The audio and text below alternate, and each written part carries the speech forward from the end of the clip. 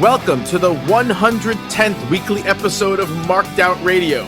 We are the premier podcast focused on the hobby of collecting autographs and photo ops from celebrities. We talk about autograph conventions, on-the-street encounters, and everything else about this increasingly travel-heavy hobby. I'm Sean. And I'm Dana. And it's funny, you had just rolled in from your vacation to Jamaica. You just rolled in last night. There was an alternate universe where we were traveling this weekend. Yeah, I really have to take a step back as far as what I'm willing to sort of bite off. Had we pre-ordered and done all of that, I would have been miserable. Getting out of bed this morning at home to eat breakfast and get ready to do this was honestly felt like a little bit of a challenge. Being in a car heading to Pittsburgh at 2 a.m., I don't think that was not going to happen. So it's a good thing now that we made all the moves we made, because that would not have been good. Yeah, I mean, I think this is one of those things. Sometimes your eyes are bigger than your stomach, Yep. But exactly. And also I think as someone who's less experienced in travel but quickly gaining experience, you realize it's not easy to say, okay, I'm just going to jump into this thing after traveling. It takes time to recuperate. Yeah, I right now the thought of Chicago next weekend feels like, oh God, really? I got to do that? But I mean, I'm sure by like Tuesday I'm going to feel like I'm going to be ready to go. But this weekend would have been terrible. So note to self, listeners, please hold me accountable. If I'm coming back from a vacation, a week-long vacation, let me not try to do a hobby trip like 6 hours later. Yeah, I mean, that was I'm actually very pumped for Chicago, and we'll talk a lot about Chicago later on. But this is kind of a follow-up to last week, because I kind of yelled at you both on the air and off the air about like getting your mail stopped. So, by the way, was I correct that your mail was not stopped, that you got mail to the house? Yes and no. I don't think the actual mailbox contents were as much as it should have been. So I think they held some of it. But those two packages made it through, and a couple things were in the mailbox. But I think eventually they stopped it, because it wasn't that much. No, but I told you, it's unpredictable what they'll stop and what gets through. I foolishly assumed that a major government institution like this would be able to handle a very simple task, that they have a whole website dedicated to making happen. Like that, I guess, that is the government in a nutshell. I mean, when you eradicate its budget, then sure. So I mean, when I found out you had some pretty high dollar packages coming to the house, and I was like losing my mind that you were just gonna let them sit outside for a week. Yeah. I had just to sort of set the scene, I had a green card Atom Bomb mint on card Hasbro that I need in September, and I had an IRS Hasbro that I need next week. So I ordered them, and truth be told, I was sort of hoping they would make it before I left. They made it the day after I left, which, I mean, that is the typical way these things go. And you wanted me to reach out to a neighbor or whatever, but the thing is, I have a porch, is a pretty normal thing. It's a pretty normal thing to do. Not when you get as many. I had four. I had 4 boxes from Target with LJNs. My wife had boxes. My mom had boxes. Like I can't ask someone to, can you go carry 13 boxes over to your house and pile them up in your living room until I get back in a week? I don't know these people that well. These aren't people I invite to barbecues or vice versa. So it's like, I have a porch. I have I have coverage, multiple feet of coverage. And I rolled the dice. I just wondered why you continued ordering things when you knew you were going away. Why did everyone continue ordering things when you know you're going away? Well, I mean, it wasn't really continuing. I needed the IRS Hasbro for KenCon. Now, what about the boxes from Target to this to that? All this ordering. What is all this ordering happening? These are pre-orders on LJNs. I ordered these back in like May. I have no control when they ship. Oh, so it was kind of fortuitous that it all shipped. It all shipped right when you went away. Pretty much. And how it all worked out was the Hasbro boxes had a little bit of dampness, but luckily they were wrapped in so much plastic bags and bubble wrap and even saran wrap in one case, which was honestly a pain in the ass to get off. The cards were fine. There really wasn't even wetness on the plastic. It was just the outer layer of the box.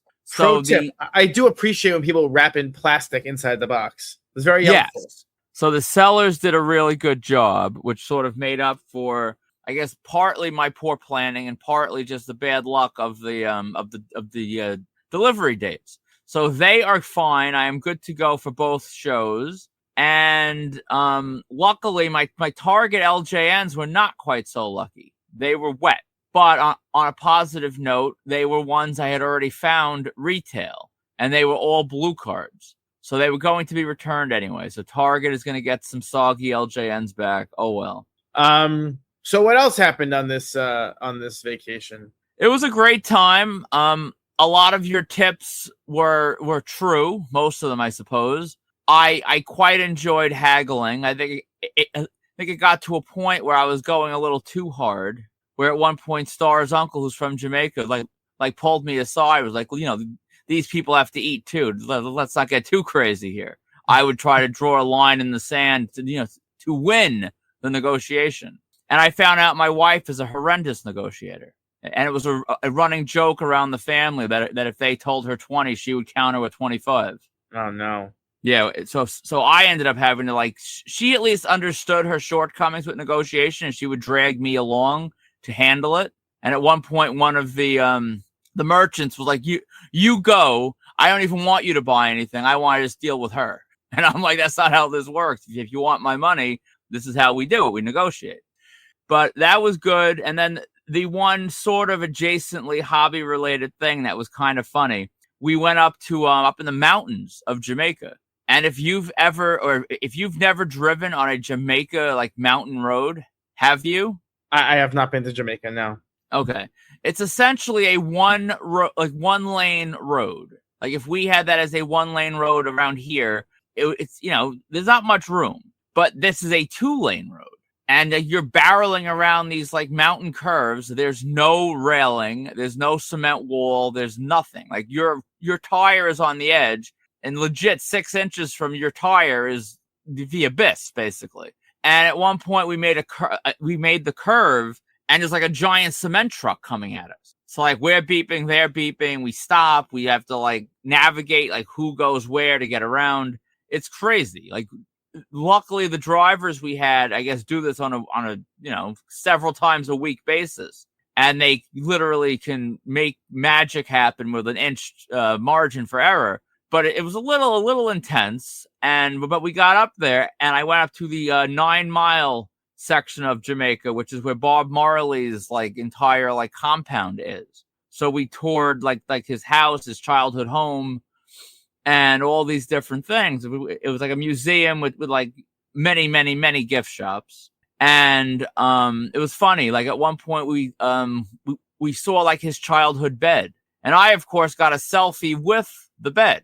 And I remember one of her relatives looked at me and kind of laughed. And I'm like, you need to get a selfie with the bed. And I think she actually followed suit. She did it too. She kind of shrugged and thought about it and took one herself. But the average person, I guess, not in this hobby, doesn't need to be in the photo with the artifact. You probably wouldn't even need to be in the photo with the artifact. Maybe you wouldn't even need a photo of the artifact at all. But in my world, you need to be in the shot. So any other artifacts you photograph with yourself, like his toilet paper holder, or did he have a squatty potty that you could take a picture with? Sadly, not. I think the Smithsonian gobbled those things up. But the one thing I couldn't do, and I really thought about it, I did. We went into the mausoleum with Marley's tomb inside, and it was a strict no photograph, no video policy. And you had the Rasta man that was the tour guide, sort of watching the tomb as you circled the tomb. You were only allowed to go into the tomb with weed or the candle that you purchased for a $1 donation to the community, which I'm going to hope and presume is going to the community, even though I kind of know the truth. So I tried to kind of go in last and see if I could sneak a selfie. I honestly wanted a selfie with the tomb to post it on the group for laughs. Like, is this a valid photo op? But the problem was, Star's aunt is the travel agent who set this whole thing up. So if I would have acted like a lunatic and they would have yelled at me and it would have been a whole scene, it would have reflected poorly on her and this, her tour and all this stuff. So I didn't do it. But I mean, it would have been funny, I think. But yeah, it's like, look, the white guy's acting like a jackass. Yeah, that too. I was one of the only white people. There was like another tour with a couple white people, but not many. And you don't want to be that white guy. So I didn't do it, but it was definitely a cool experience. The question is, are the combo gods going to remember this? Or do you think does this fall outside their purview? Do the combo gods care about graves? I don't know. My argument is no, because my argument is graves are not valid. Graves are not valid. But I mean, I can't speak for the combo gods. Maybe one sect of the organization, but that's it. I don't know. And then I had a feeling, I'm like, if I get this shot with Marley's tomb, I think I just started a whole new collection. Then the way I get shots with like with filming locations, I think I would have to start getting like graves and tombs. And I don't know if I want to take on all that responsibility. That's a lot. I mean, that's deranged. I mean, I'm 20% joking, but my mind does work like that. If I have one. Oh, I know. Yeah. That's why I said it's deranged. Like Revolutionary War legend Abraham Woodhull of the Culper Spy Ring. His grave is like legit 3 miles from my house. So like I'd have to get him. And then I have to find the other. It's a slippery slope. And honestly, at my core, I'm never really enticed by the grave shots. I'm not a fan. Some people do it. They go to Owen and Eddie, and I've never had a desire. This was just kind of weird because like I've never really seen, how many people in the States ever really make it to Marley's grave. So that was my like, whoa, I should do this. But I'm glad I didn't. I'm glad I sort of made my race look good. Maybe not good. But, I was gonna say that's a bold assumption. I have fixed generations of racism. Right, just fixed colonialism, right? Oh yes. My God. You're welcome, world. Sick. Oh man. All right, let's get to the actual. Oh my God, that's really funny. So a couple of things on the board sort of blew up this week. I find it more interesting than ever is that we don't really have very many dud posts these days. If a post goes on the board, it's going to get engagement. That's kind of the way it works now. It's kind of crazy. Yeah, everything is big. Everything is big in the marked out universe. That's how it goes. So the first one, you posted this, you were sending this to me. You were panicked because you joined these Dogstar Facebook groups for the purpose of keeping tabs on the meet and greet situation in 2 weeks. And so I guess someone posted from Italy that their photo with Dogstar was heavily edited by Keanu's photo op company. I guess the company that runs that meet and greet experience heavily edited the photo op, and I'm looking and it is heavily edited. They then requested the original, but they were sent the edited version. So it's clear that as the company was editing these images, they were deleting the originals. What's your take on this? I'll be honest. Maybe I looked at it with tired travel eyes. I saw the arm. I saw what they were sort of talking about, but nothing looked super egregious to me. Do I have to look at this again? I didn't really think anything looked like that clear. The arms were black. Literally, it looked like a decaying zombie arm. Maybe that's what his arm looks like. No, it was the same decaying black zombie arm on two different people. Hold on, I'm gonna find it now. See, I zoomed in on that. It didn't look great, but I'm like, it's baffling. Why would they do that? Why would they use that part? It makes no sense. It's weird, actually. If that's not jarring to you, it's strange for the fact I don't understand it. Like, what went wrong that you would need to do this? I got it right here. That can't be a shadow, though? It's the same arm. On one of them... I see it. But the shadow, it makes no sense on the other person. It's weird, man. It's weird. So what was his arm doing in the original shot? But I don't know. The same arm I'm seeing. I don't know. Do we really think is the bicep definition the same? Do we really think they're this skilled? I don't know. So you're now making the claim it's not edited? I don't know. It looked There's very differences. There's differences in the angle. There's differences in the bicep. There's differences in a couple of things. If you told, I like to fancy myself sort of competent in Photoshop. I've added many an arm. I'm like the opposite of like a serial killer. You know, I've added more arms than the average serial killer has removed and dismembering people. I do this a lot. To do this with the changes in how the hand is positioned, this would be a simple Photoshop. You'd have to AI this. Like, it's different. It's different angles. There's differences. The guy on the far right, like his hand is angled a different way. You see the front of the knuckles. They're different. It has the same type of weird like zombie texture. I don't know why, but it's not the same arm, just tripled. There's differences in the arm, in the hand. So I don't know what the hell it is, but it's weird. And I understand what you're saying. The shadow doesn't really make sense because the woman, they're also standing in a line. The woman's got no shadows. Why do they have shadows? So there's something weird. I just don't know what. I don't know what, like what would have gone wrong in this photo. Did they all throw up middle fingers? Were they all touching their genitals? Like, what happened for them to need to do this? It doesn't make sense. All right. So bottom line, do you want photo op companies editing your photos, or do you want the original untouched photo? I would want, if anyone's going to heavily edit a photo, I want it to be me. I think that's pretty important, no? Yeah. I mean, do we think, yeah, it doesn't make sense. I can't understand why you would do it. To me, that's more troubling than what was done.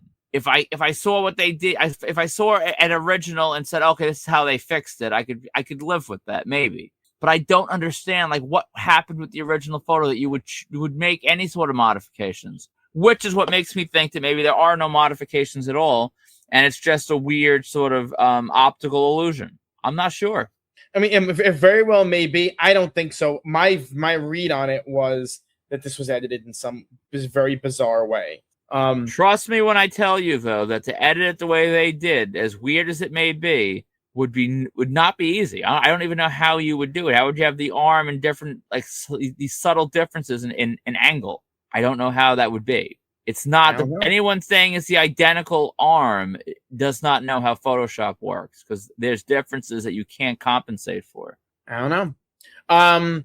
More drama this week with Meta glasses. I'm getting sick of talking about this, but honestly, the arguments from the other side are so dishonest and so ridiculous. And let's just talk about it for a minute. But I got to say the real villains. I'll get to who the real villains are in this story in a second. So the story this week, the new drama is that GeekedCon and SAC Anime have both formally banned Meta glasses and other wearable recordable devices, including GoPros. That was something that they both said they used, and they basically used almost identical language when doing it. And then Sci-Fi Valley Con, whose social media person is an idiot. There's no other way to say. Is like simping all over these posts, and he or she, I don't know who it is saying they're going to take a wait and see approach. But the first time they see someone getting recorded without their knowledge, they're going to ban them. I swear to Christ, I want to go to the show, and when I see a celebrity filming without someone's consent or knowledge, I want to start screaming and having it fit. I know it's deranged and would get you kicked out, but they're so dishonest. They're so dishonest that it actually is infuriating. But I'm going to be very honest with you. They're not the problem. You tell me, because we've talked about this infinitely, who's the problem? All the people that act like they're doing something good and noble and justifiable, that are just white knighting for them. The white knighting here is so infuriating and so disgusting that it's actually hard to stomach. The people who were like, there was a lot of it is now. I don't know if you know, a lot of it is, especially on the one post, was like women jumping in and saying, well, you don't know what it's like for women to be recorded without their permission. And it's like, what? Like, how did I mean, yes, I agree. I don't know what it's like for women to be recorded. And I imagine women get recorded without their consent more than men do. But like, that has nothing to do with this. This is just, in fact, it's such a dishonest framing. It's actually shocking that someone would use that framing for this argument. No one is, just to be clear, No one is being filmed without their knowledge or consent. That's not what's happening here. It just isn't. There are people who don't want to be recorded at the table because they can't sell it. That's it. That's all that's going on here. Yeah, as I said, either last week or the week before, I don't think any celebrity is going to really start revealing these private things to people at the table. Oh, I'm not being recorded, so let me just go ahead and admit that I murdered someone in '87. Like, no, that's not happening. Everyone is going to be completely, phony and one-dimensional and not really giving too much personal information here because they understand what they're doing. They're in public with people they don't know. That they can be quoted and record. That's part of the game. They know this. It's what you're saying. They can't profit from it. Or they don't want a shitty experience to sort of be seen because that would make people less likely to come up to their table. It holds them accountable to be more present in the moment and to give the fan more of a, even if I don't care to have it, but more of an actual genuine experience.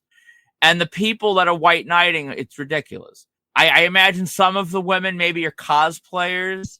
I come dressed like Slave Leia. How dare you take my... you have to... I understand all the signs, how cosplay is not consent. And that is true. You don't walk up to a cosplayer and grab their ass. But I think if a cosplayer is walking the floor and your glasses happen to record them walking by and they don't want to be seen, if you don't want to be seen in your costume without your consent, then wear your damn costume in your house alone and stop coming outside. They want attention, but they want attention on their own terms, and they want to act all fake outraged. And I think a lot of it, I think I'm giving them too much credit. I think a lot of it is just blind support and standing for the convention. And I'll be completely honest, I still kind of want to go, but their social media presence makes me less desirable to ever go. I want to see Sci-Fi Valley Con die. I want to see it crash and burn like the Woodbridge Brewing Company. Both of those are in the same league. They're so self-righteous and smug that it's actually disgusting. About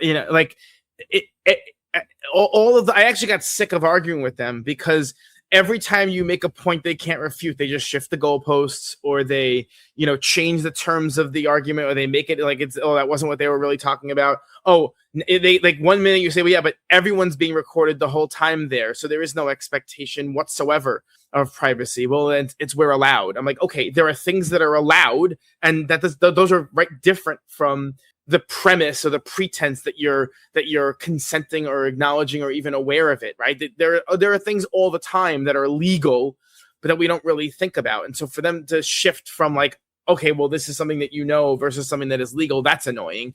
And then they say, well, this is really about people, going in the bathroom and recording people without their knowledge.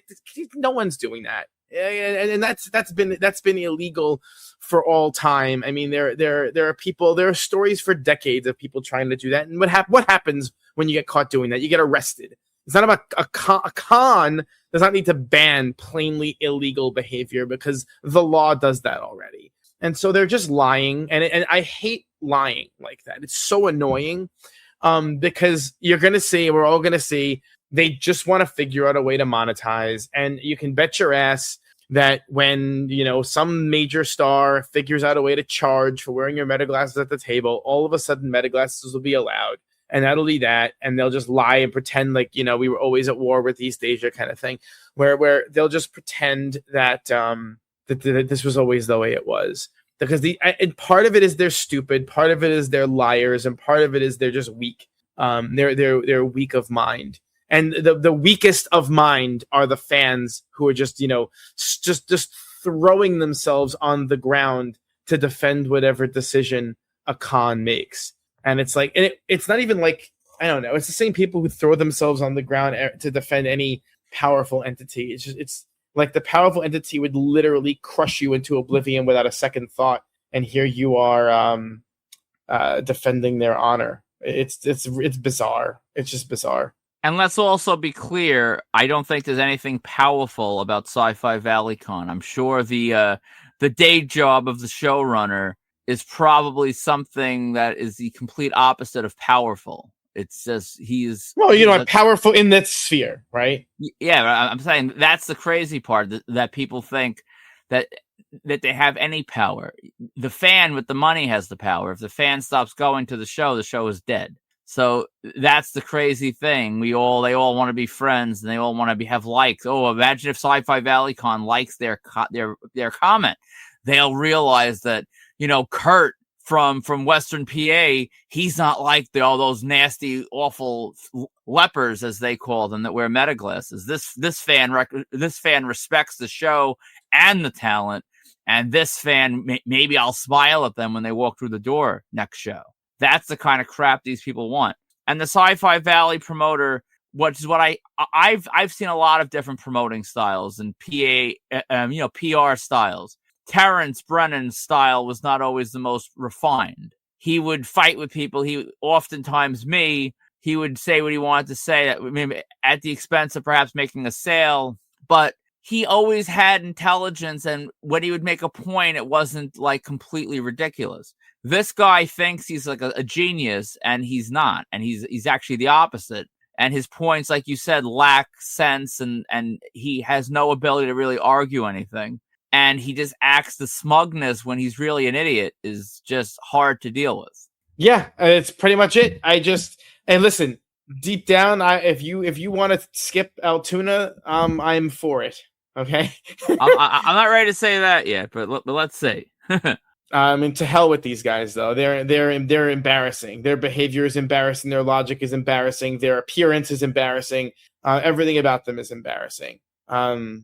I almost want to cosplay as someone wearing giant fake meta glasses at these shows. That would be funny. Yeah, and it honestly makes me want to go and record everything. I want to secretly record the large women selling tickets. I want to secretly record everything. I'm going to put it all on them and to tag them, just to show how powerless they are to stop anything from happening. It's true, because they are. And so all this is just, it's sound and fury. That's it. All right. What else we got? Ken caused the ruckus that you got. You just jumped in also swinging a chair. So this is so silly.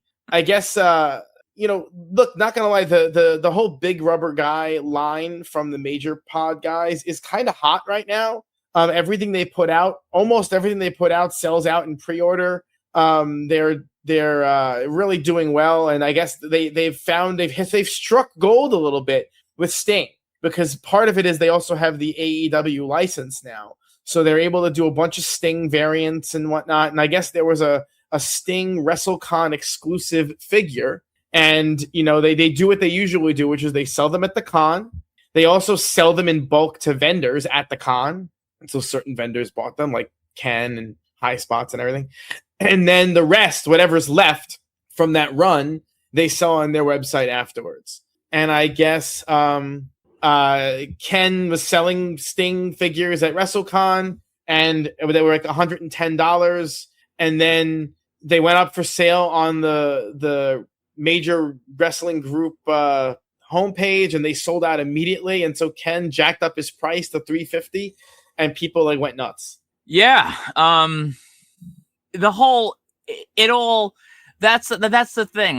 Like back what we just talked about before with the meta glasses. I don't even care about the meta glasses anymore. To me, it's just the attitude and the psychology behind what people are saying. And this is that same kind of concept. This figure was one of 1,000. That was the run. 1,000 made to be sold at WrestleCon Minneapolis, and the remaining ones were going to come out and hit the website. You have the fans out there that get very upset about scalping and all these things. So I'm sure, they're sitting there, they're waiting to get the figure, because, of course, they didn't go to Minneapolis WrestleCon because, like most of the people crying about scalpers, they're completely broke, and they certainly couldn't afford that. So they're waiting for it to hit the website. And then they see High Spots with a large number. They see K&S with a large number, and that pisses them off. Now, they won't dare bash the major pod because, you have to white knight for the big institution. And I'm not bashing the major pod. This is what they should do.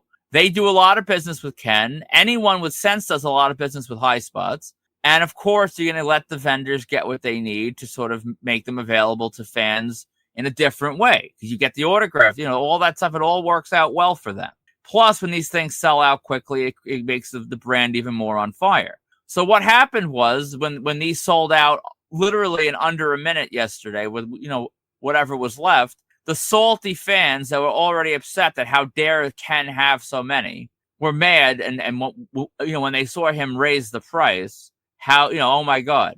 But High Spots was doing basically the same thing because they had it up on the website signed. I think the initial price was $139, which I paid. I bought it like in the first couple of minutes from High Spots. Those sold out. Then I believe they put it up again for $179 signed, which they sort of put up. It was off and on until finally being gone. And I believe Ken's pricing on the signed ones sort of mirrored the High Spots pricing. And then now whatever Ken had left over that was unsigned, he could store them on a shelf for next time, or he could strike while the iron's hot. And why wouldn't he?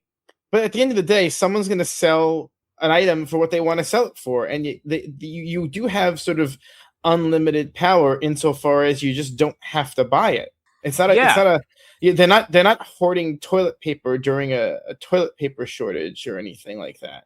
These people have such anger towards scalpers. And listen, I understand that. I mean, it's been going on since forever. When you would go looking for the LJNs and not really the Hasbros, but like when you'd look for the LJNs, I'd look for the Hasbros. There were adults that would be buying. I remember seeing men in these aisles buying things. Maybe they were adult collectors. Maybe they were buying for their kids. Or maybe they were going to a flea market and things like that, and they wanted the stuff. It's all of those things. Like, I never found a lot of the red card on retail shelves. Definitely never found the green. I could have this blood feud now that I want death to all scalpers because I suffered as a child and didn't find Yokozuna on the shelf. Or I could be I wouldn't say a well-adjusted adult because, I mean, listen, you guys know me enough to know that's not true. But I mean, somewhat well-adjusted that I'm able to understand, it's business and it's whatever. And I jumped in, and it turned out I got banned from the Big Rubber Guy collector group for essentially saying how the market polices itself, and that if Ken is charging too much, no one's going to buy it, and if he's charging a price that's fair, people will pay it, and that there's no tiers needed. The market will regulate itself. And the person that made this post was a moderator of the group, and he banned me. Which, frankly, given what I've said on here before, I kind of respect it. Because how are you going to let me come on there and clown you on your own group? So I guess he really should have banned me. I kind of respect it. But it is sort of wow. That's the official group. I mean, they sell through there or what? No. It's a fan group. Oh, I asked you if it was official. You said yes. Oh, I misunderstood. No, Major does everything through the Major Facebook page and the private group. It's like it's really no harm, no foul. That group was kind of good with seeing when something hit like a High Spots, you would sometimes see it quicker in there. That's a little bit of a loss for me. But everything hits Major, the Facebook group, quick enough. So screw them. Right. And at the end of the day, there is a certain amount of look, if you're existing in a collector space, scalpers are just one of the things you're going to have to deal with. And this is something we never really talked about. I think there are degrees of scalping. Ticketmaster having first access to premium tickets and then taking those off the market before anyone has a chance to even get them and then reserving them for themselves and selling them at a higher rate is different from someone going to the store, buying something off the shelf for MSRP and then turning around and selling it. That's a different thing, I think. Part of it is the fairness of access. And what's funny is, these people, without fail, they will always go after the little guy who they perceive closer to them than the big guy who gets better access than they do. It's the whole thing is baffling. It's just baffling. It's baffling to get that worked up about a rubber toy that when you're a grown man. It's baffling to begrudge someone the opportunity to make a buck on a system that is already rigged against all of us. Yeah, I just don't get it. That's today, that's bigger than politics. That's bigger than almost anything. That is where people have that notion of the Illuminati. That's what I think people see that makes them believe something like that could be true. Because the average angered citizen does not see the marionette strings on everything and everyone in this sphere. And they're just angry.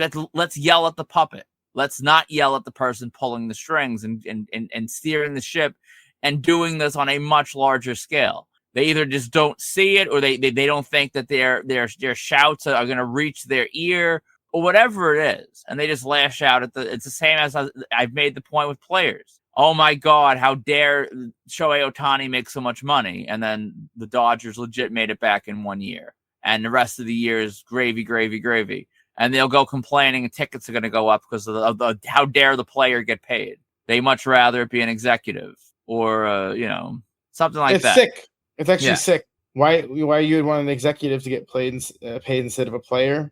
And that's how the powers that be, that's how, we're going to argue Republican versus Democrat. We're going to fight all these little things, not realizing that none of that matters. What matters is all the other stuff that happens. And I'm not saying it's the Illuminati, but the concept is there. There is a guiding force, not greater than the combo gods, but I mean, it's capital versus labor. It's the standard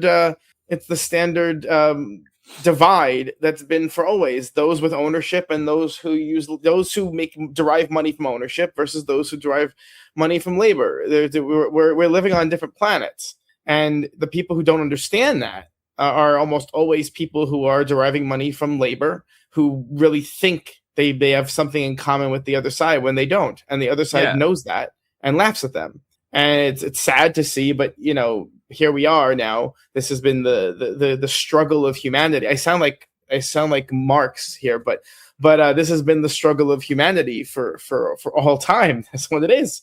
This is the origin of every revolution. And then we're in a time now. It's funny because obviously we're looking at this through the lens of the hobby, which is we see such a small microcosm of it. But this is just a perfect example. Ken would even disagree. Ken's a working stiff, right? I don't even think Ken would disagree with that. Ken's a working stiff.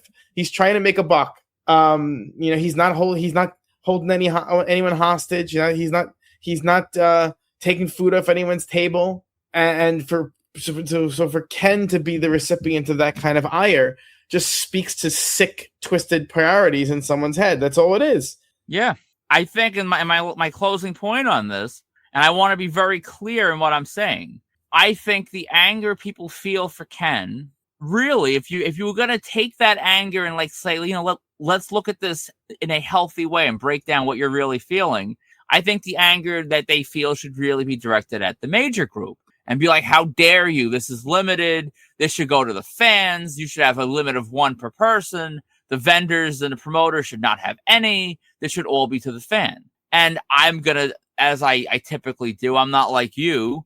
I'm a supporter of the major group, and I at least Myers, I know a little bit, and he's always been cool to me. Cardona, I don't really know at all, so that's whatever. I think they're doing what they should be doing. But if you're going to be an angry, pissy fan, you should not be mad at Ken. You should be mad at the company that is giving Ken access to these pieces that he can then sell. And I guarantee this idiot that's crying about it missed out on buying it, and that's why he's mad. Had he gotten his, he probably wouldn't care. Because all these Robin Hoods are only really, crusading because, well, shucks, I didn't get it, and now I'm a tantruming little boy that didn't get their toy, and here I am. Their literal toy. Yeah. This is an actual toy. It's not for children. I believe it says adults only. They're not labeled for children, which is funny. But yeah, I don't know. No shade. I'm sitting in a room right now surrounded by toys. Oh, absolutely. No, I love them. You should probably be in jail, right? Yeah. If we're really being honest. I love them, and I just don't. I mean, I would have liked to have gotten one or two more of these to sell. I have a signed one for me, but sell. Yeah. Not to cherish and roll around on the floor with. People are going to be pissed when those red, white, and blue stings come. I got a couple. These are going to be moving. Ken's pricing is going to seem like Payless shoes in comparison to what I'm going to be trying to get. I don't know. It's so funny. People are nuts. I think that's the sort of the moral here is that people out of their goddamn minds. We are in a sick world. I do feel bad for some of these guys because they're so messed up. Like how they look at the world and what their priorities are just so backwards. You know, they put themselves into debt, tremendous debt over garbage. That's just because they just feel this weird compulsion to buy it. It's like, what are you doing? Just come on. And it's just the era.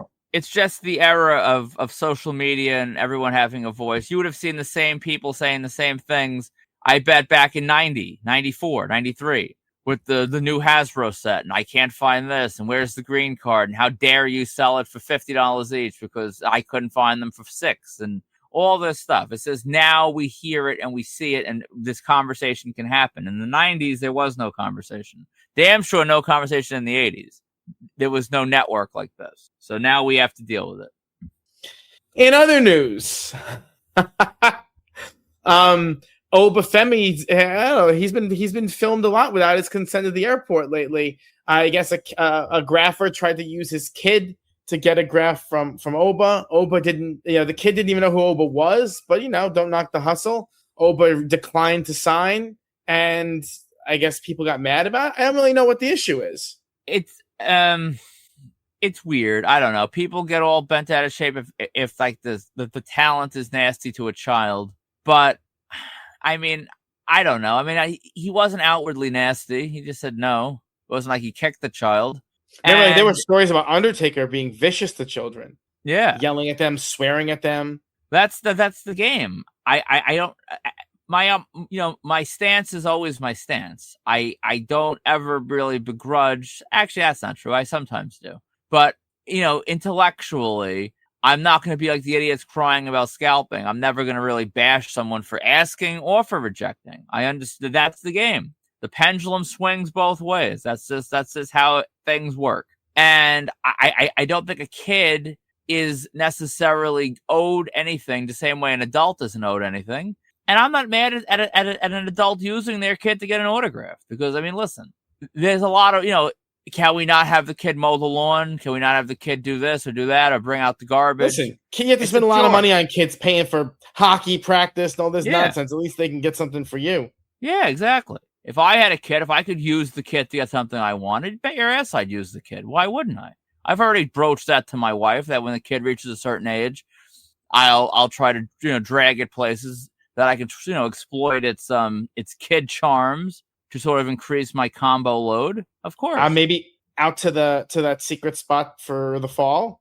Yeah, I'm saying a secret spot years in the future. You may have to join me with a child. We may have to use the child. How's that for content? It's terrible. I really hope that doesn't happen for a while because I'm not gonna lie. There'll be certain events I'll have to bow out on if there's a child involved. I hate children, so I actually do. I hate being around them. They're so annoying. So anyway, that's when they get to be like 12, then I tolerate them pretty much. So, but before that, no. So what else we got? The Rob Liefeld thing. So this is kind of wild. We're down here 45 minutes in, and we didn't even talk about this yet. So IVP Chris went to Third Eye Comics. See, he wanted to meet Rob Liefeld. There was like a deal. If you could bring any 2 comics to get signed except for his, special ones, or if you bought something, it would be 4 comics. That was the ad. He gets there and the store claimed there was some kind of miscommunication and it was 2 items only, whatever. Rob has this whole tiered pricing for extras and whatnot. And what the cool part about this was, Rob actually commented and was continuing to comment and talk to fans in the actual thread itself. The funny thing is he responded to me, and I didn't remember what the hell the guy's name was that the report was about. And I'm thinking, who the hell is this? Because I was gonna go back at him because I called it a bait and switch, which I mean technically it was. Whether it's his fault or the store's fault, if the store made you think 4 and it ended up just being 2, that is a bait and switch. But there were enough people that thought they were going to troll the guy that the report was about. So I wasn't going to join in on that. So I just left him alone. Because honestly, it was a pretty cool thing. People were like responding that also went to the signing, and he's responding to them. And that's the kind of thing that really builds good recognition for the group. So who the hell was I to try to run the guy off? Let him go. And yeah, I suspect, listen, Rob has been very, very consistent in how he does signings for a long time. This was definitely a snafu by the store. There's no question. No question. It happens. And it seemed like IVP was happy and satisfied with the event by and large. He said that it was a lot more time consuming than he expected. And I think we've all been there. Whether street meets or actual signings, that you go to something thinking, I'll be out in an hour and a half, and all of a sudden you're not. And it's like, holy cow, this turned into an all-day thing that I probably wasn't expecting. But, if you're happy at the end of the day, that's what counts. And it seems like he was. So, yeah, I mean, I know that Rob has his detractors in the comics world. I mean, the comics world, you think the autograph collecting world is crazy. The comics world is nuts, man. Nuts. And people dislike him for all different kinds of reasons. I don't really know all the details of that, nor am I particularly interested in them. But so then we started getting people like that, who follow him around and just comment wherever he comments, So there was I was deleting a bunch of that nonsense that was totally incoherent. But I mean, he was there for over 8 hours. Every fan who was in line got something signed. He was very complimentary and he was very friendly, but I do, it does bring up the question, to what extent does a guest bear the responsibility for the advertising for that event? And here's the truth. I believe the guest bears almost no responsibility. I mean, when we were bringing in, let's just say the Vanity Project, right? And let's just say we were offering kisses with the Vanity Project for a fee, and we didn't clear it with them first. And then they got there and I'm not doing that. It would be reasonable to assume that we were to blame for that, And so I think the talent often is kind of oblivious to what's really, happening at an event. We probably should have offered kisses with Jackson. I don't think we would. I think there was 2 or 3 patrons who would have been very excited. The rest, probably not that much. But that one guy would have. I mean, that one guy who was broke. He was very broke, but he definitely would have scraped together some nickels. I forget his name, but there was that one guy who was very, very complimentary of Jackson. Anyway, what else we got? The Famke Janssen thing. So this is a funny one because the poor bastard who posted this photo op basically got his photo op hijacked by other people. That's really what happened. So the story was a guy posted his photo op with Famke Janssen from SpaceCon. He was pretty far away from her. Other people then hijacked that photo op, posted it, and started making jokes about it. How her handler put a yardstick between them, how all of these rules, and none of that was true at all. It was just kind of a joke that kind of went out of control, but he was pretty far away from her. I guess when they said, they had an announcement, please do not put your arm around her. And the guy took it very, to heart, very seriously. And he kind of stayed probably 2 feet away from her. And here we are. Yeah. Fun fact, I still never got Famke Janssen, which is kind of weird. At some point I have to, but that's the world today where everything can go viral. The truth and the actual story is secondary to whatever sort of blows up. I'm glad the representative came out and spoke on it, and it's definitely it's the reality that when you post publicly or privately something like a photo op or something, you never know what's going to go viral. And to people like us, with you and I running the group, that's a great thing. But I mean, to the average person, like I feel bad for this guy. His thing is being used as this like punchline. And if he took the direction to heart to that level where he stood so far away, you can kind of picture the kind of guy he is. And I'm not saying this insultingly, but right. I'm sure he's a little bit on the meek side, and he's probably someone that this level of attention and mockery is quite upsetting, and there's no reason for it. Yeah, it is a weird thing. We do have to be somewhat careful that when stuff goes viral elsewhere, that we make sure that it's not fake, and it's very hard because in this day and age, it's very hard to know what's fake and what's not. It's the truth. It's just hard to know. That's why I didn't instantly share it, because the whole yardstick thing, like, obviously there was no yardstick. Like, that's not happening. They would make an X with tape. So when I heard that very specific thing that I knew could be not true, it made me not want to run with it on an actual share out level when it was blowing up. Now that we see the truth, it's good to share. But absolutely. And then the last piece of board stuff from this week, Jason posted, I guess, because he saw that William Daniels is still doing signings at 99. Marv Levy, who has recently turned 101, is still signing at the National. And it's kind of talking about elderly guests. And I got to be honest, there's a vast chasm between Marv Levy and William Daniels. From what I hear, Marv Levy is delightful. William Daniels is not. Yeah, I think I actually used him as one of my disappointment stories from one of the listener questions a couple of weeks ago. William Daniels is probably all the worst aspects of Mr. Feeney, just without any of the warmth that would always inevitably creep through. And I think it's an interesting question of the age of celebrities, that still come out. I guess on the surface, you'd probably say travel and being exposed to countless germs and all these things, not really the recipe for someone that would be considered more vulnerable. But I mean, at the end of the day, you kind of got to live. What are you going to do? Stop living, just sit in a rocking chair and wait to die? For some, perhaps. But I mean, I don't ever begrudge the ones that want to come out. I wish Dick Van Dyke had that kind of chutzpah to get out and do, at least one East Coast show before he croaks, but he's definitely not. Yeah, but it's pretty cool. Yeah, I think it is cool. I think it is cool when these old guys come out. Apparently, I heard from what I read that someone posted in the thread that Marv Levy even has a really beautiful autograph. And he really takes his time to make it really nice. So I am all for it. 95, 100-year-olds. I mean, look, what's his face? Shatner is in his 90s. He's still coming and doing his thing. I love it. I think it's great. Because at the end of the day, these people are cultural icons, and when they die, they're gone. That's it. So giving people the opportunity to meet them is wonderful. Think about Adam West and Stan Lee, who were, Adam West more so than Stan Lee, but these were two guys that you would see almost and yawn. Definitely Adam. Adam West again?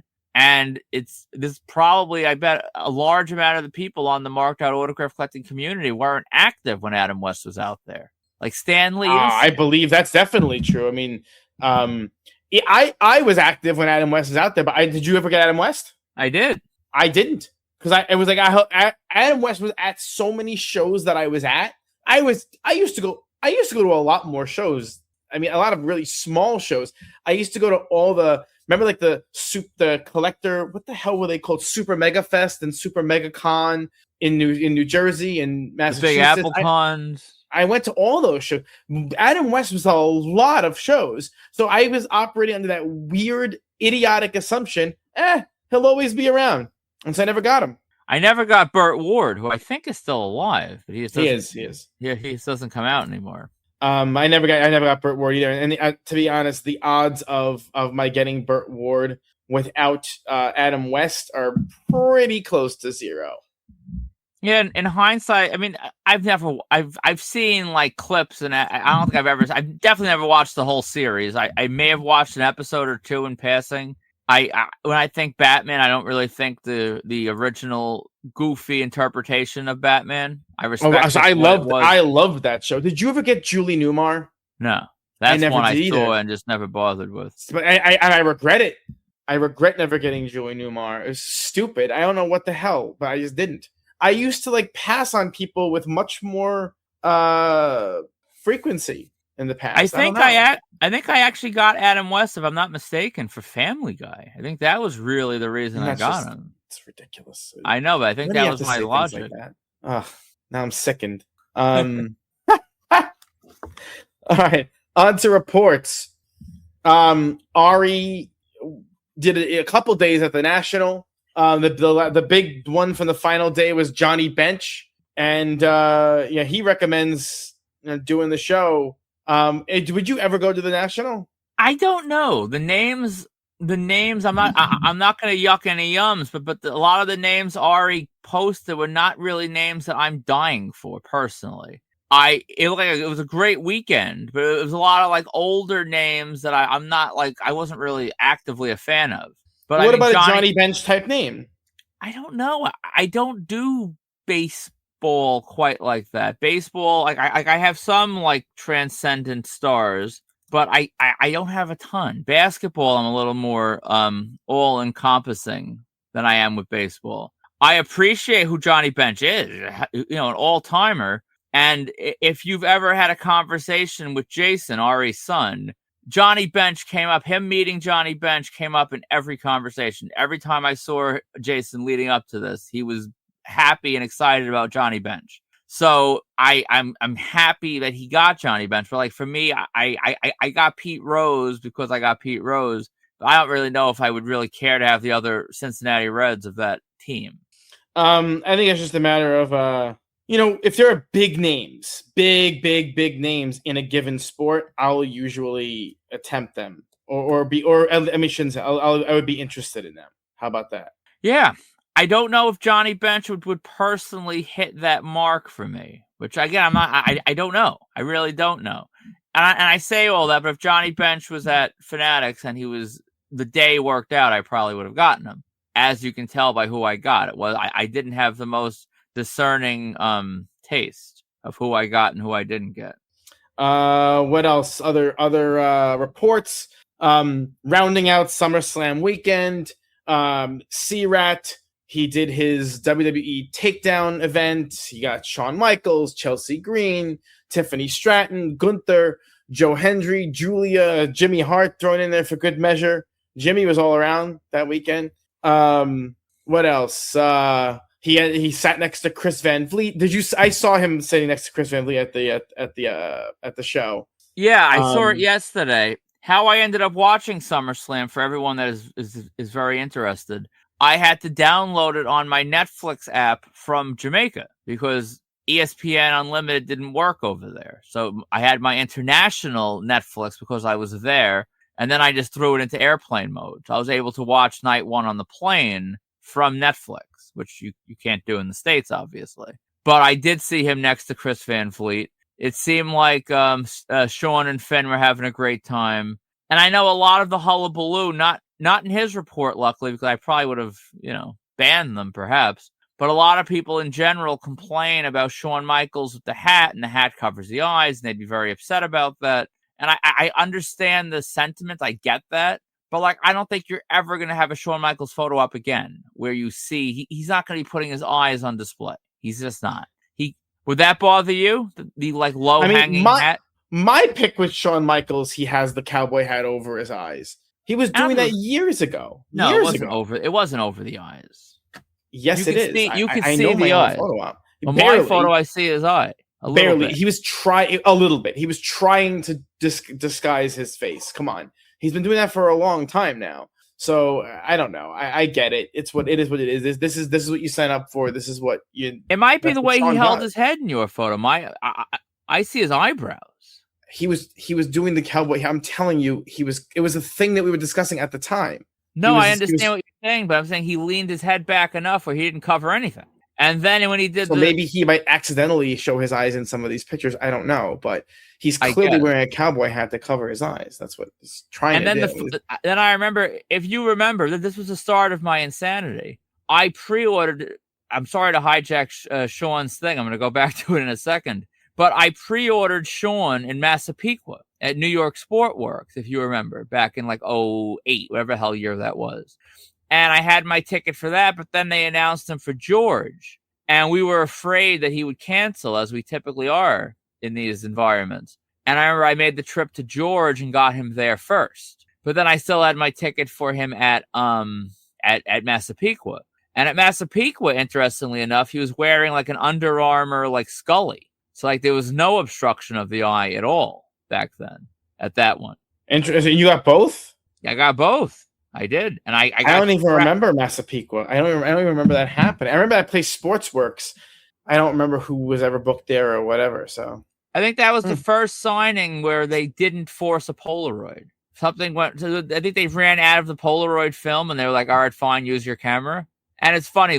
Last point about Shawn. I don't even know where this even came from, besides Shawn's report. But I remember when I met Shawn Michaels back then, I thought, "Oh wow, he looks old. He doesn't even look like he used to look." And you look at that picture now, and it's like, that's Shawn Michaels. And like now, you look at Shawn Michaels, and you're like, "Well, that doesn't look like Shawn Michaels." But it's funny how that works. You think they look so old in the moment, and then you look back, it's like, they really didn't. It's true. But yeah, great stuff, Shawn and Finn. SummerSlam looked like a great weekend. What else? But he wasn't the only one who went to SummerSlam weekend. Richard Lowe's, Josh Schwengler, Dan Vallejo also went to SummerSlam weekend and did various activities there. Yeah, the one point I want to just throw out there, Joshua apparently had Baron Von Raschke as like a substitute teacher for, I think, a semester, he said. I guess a quarter, as we would call it. The amount of wrestlers that have been in classrooms is kind of funny. I didn't know the Baron ever like dabbled in the classroom, so that was kind of interesting. Yeah, I mean, I think a lot of them do. You know, they were substitute phys ed teachers and things like that. It's relatively common in that circle. You want to do Steve's? Yeah, Class 316 was out and about chasing after the Williams sisters. That's been a long-running thing, as he calls it, a 16-year quest to get both of them. And this is where you sort of shake your head a little bit. Like, I appreciate it, but then at the same time, it's like, this man has never watched a tennis match of these women. Not even a little bit. He definitely has not. And, like, it kind of makes you wonder, like, should we be chasing someone like this if we're not organically a fan? And someone called him on that. I think it was Greg 2600. And Class's exact words was that it was to appease the combo gods. So he is well aware he was just doing this to do it. And it took him years and years and years and years and years and years and whatnot, but he finally completed the Williams sisters. Do you think he's satisfied? I'm looking at the ops. I mean, probably. I could definitely poke some holes in his Serena op. I see too much of his nostrils. I can tell he hasn't blown his nose in a while by looking at it. But those things never really bother him. It has all the components he needs. So I think he's probably good. I meant cosmically satisfied. Oh, definitely not. His life is in shambles and he's miserable. Just waiting for his car to break that he can't afford to fix and everything else that's wrong in his life. He takes no advice to try to find some deeper happiness. He just keeps doing what he does. Can lead a horse to water. You know the saying. Absolutely. What else we got? Zach Sierra did his Seinfeld night. Yeah.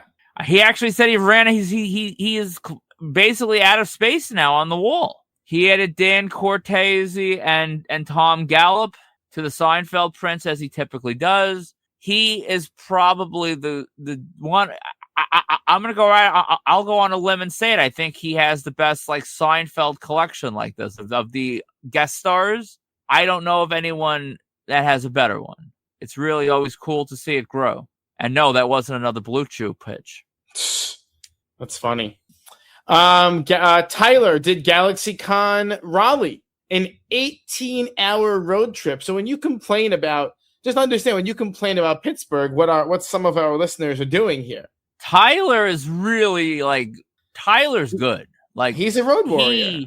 He would have fit in AJ Lee over on the forum, who still posts reports on the forum, which is awesome. AJ Lee is that kind of guy that'll go 18 hours for two people from Friday the 13th part 4. And that's what Marked Out is really built upon. You'd have people like that doing the real big trips, and then the other ones that would sort of come close. Most of us didn't have the guts to do a trip that long. But Tyler would have fit in on the board 20 years ago. He is a legitimate warrior out there, as you said. And I always enjoy seeing he got, Rosario Dawson. He forgot his paint pens. I mean, it's just always a journey in this hobby. Yeah. He is a monster, a titan of the hobby at this point. But yeah. I have to say that if I drove 18 hours and didn't remember my paint pens, I would go to Staples and buy paint pens or something. So, at that point, you know. And the great thing is, cheap plug, we are going to get to meet Tyler, the road warrior himself. And if you want to meet Tyler, you got to come out to the Chicago Sharpie Social. He reached out to me on my birthday. He was nice enough to do. And he confirmed that he's still attending. So we'll see in a couple weeks, dude. We have a couple people going. One week actually. Yeah, I was saying, don't short sell. It's actually less than a week. Yeah, we're going out Friday. Friday night. We're gonna be scarfing down hot dogs and Italian beef. The little rat said he'll share his Italian beef with us, but he's not sharing. Hot dog. He's not sharing the hot dog. We both no-sold that group text. I was I was dying. Because that is so on brand for me. People must think I'm an absolute lunatic because I no-sell group texts all the time. I don't know why. It's like a weird rush I get from it. I get a group text, I no-sell it. I don't know. It's sick, but it's definitely something that I enjoy doing. I didn't mean to no-sell it. I don't know. I read it on like my watch, and then I did like never respond because I was away. So Zach, I apologize, for not responding about the hot dog. I mean, I looked at it and I'm like, this is not something that warrants an immediate response. I mean, he said he would not share a hot dog. I think he was trying to be kind of funny while also being serious, one of those things. And then, you and I had already agreed to split the American beef or whatever it's called. And so, I just don't think we need to consume all of that stuff. But much like a photo op, though, we could do a triple split. I don't know if it's a triple split because it's like a hoagie, like a hero. I don't know if you'd split it more than it'll be silly. May not work. You know how there's like a certain amount you have to have for it to count. I don't know. If I have a bite, I never signed up for the Portillo's yet. I have to make a fake birthday now. Oh, it take you 1 second. It took me 1 second. By the way, they email spam every freaking 6 hours, that place. Oh, what the hiccups. It's super annoying.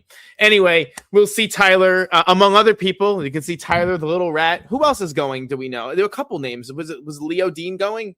I don't think Leo Dean's going to Chicago. That'd be quite the trip.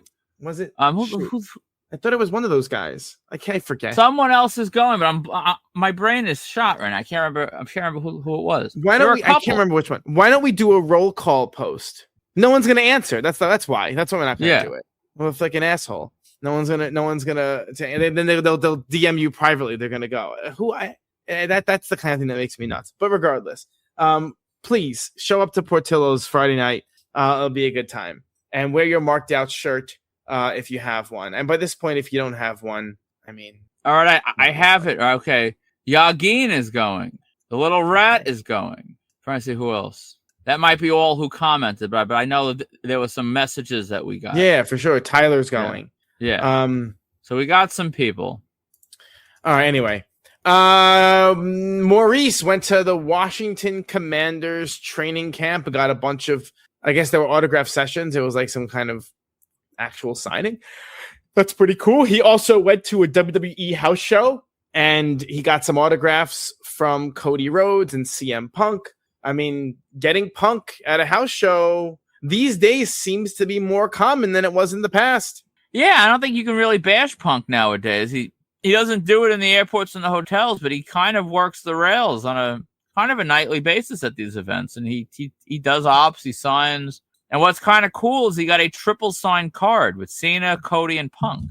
And he got Cody and Punk in the same night because Cody told him you have one more to go. And then Punk minutes later completed it. So that's pretty cool. Great going, Maurice. It's really funny. I've been seeing Brett Mouse did some kind of free appearance that Gangrel had. Is it me? I've been seeing Gangrel on social media all over recently. I guess a lot of people are throwing him the extra leg room on the flights. Well, I think he did that interview with Chris Van Vliet recently also. And so that's like, those are coming up on my feed. And then I've seen him. He's a pretty funny guy when you listen to him talk.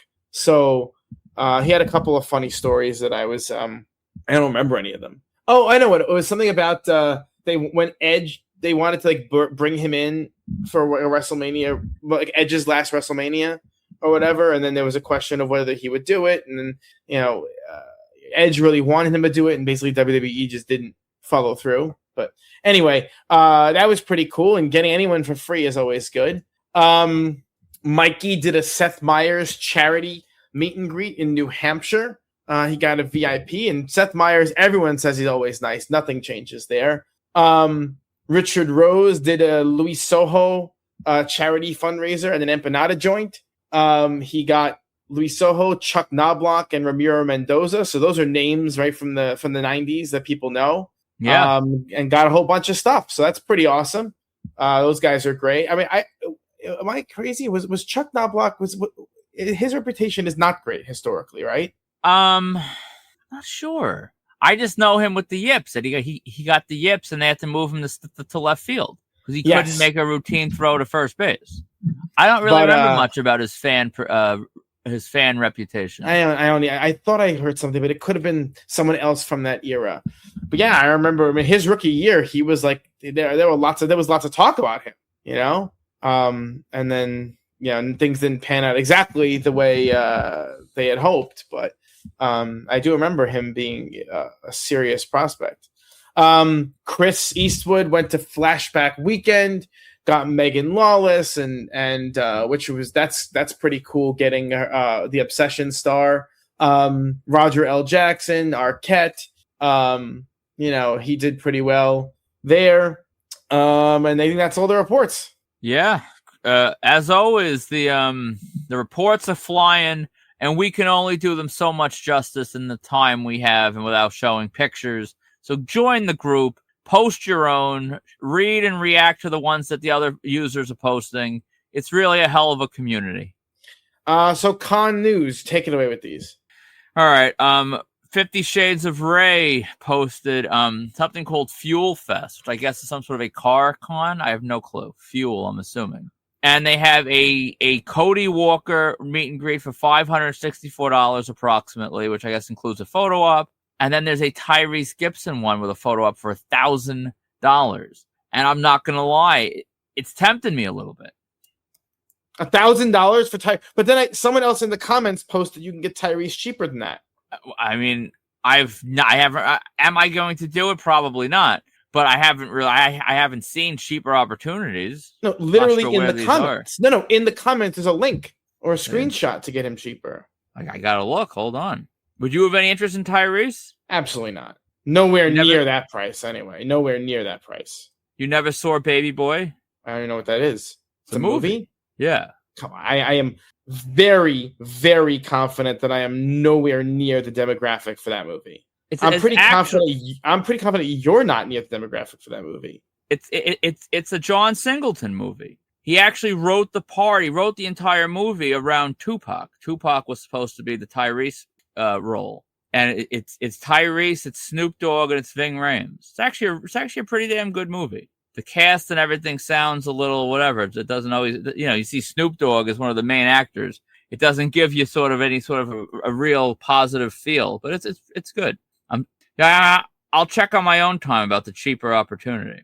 Yeah, it was like there was some other, I don't know if it was a different event or a lower tier ticket, but there was, I want to say it was like 700-ish instead of 1,000. Oh, Ira posted that. It didn't mention a photo op. That's the difference. Would it still come with a photo op? That's the question, but it does not mention photo op. And Ira said, Ira asked a very good question of, so you're just going to say hello to him and walk by? Like, what is it if you're not getting a photo op?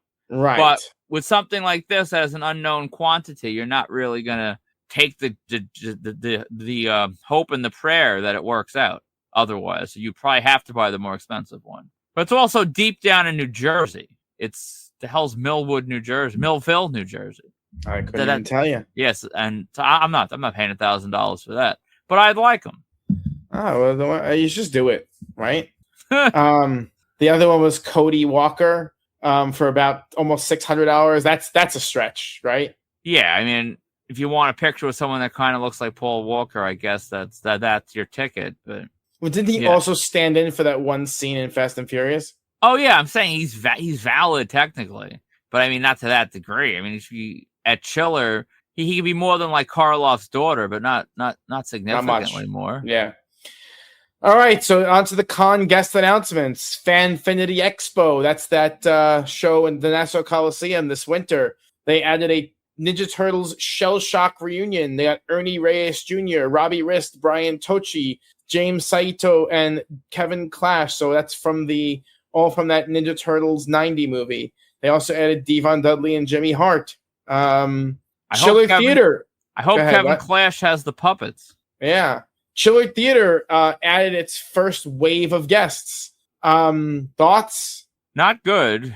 I'm not concerned yet because, I mean, a lot of those first hits are never really good for me. Nancy Kerrigan's objectively cool. She's very significant.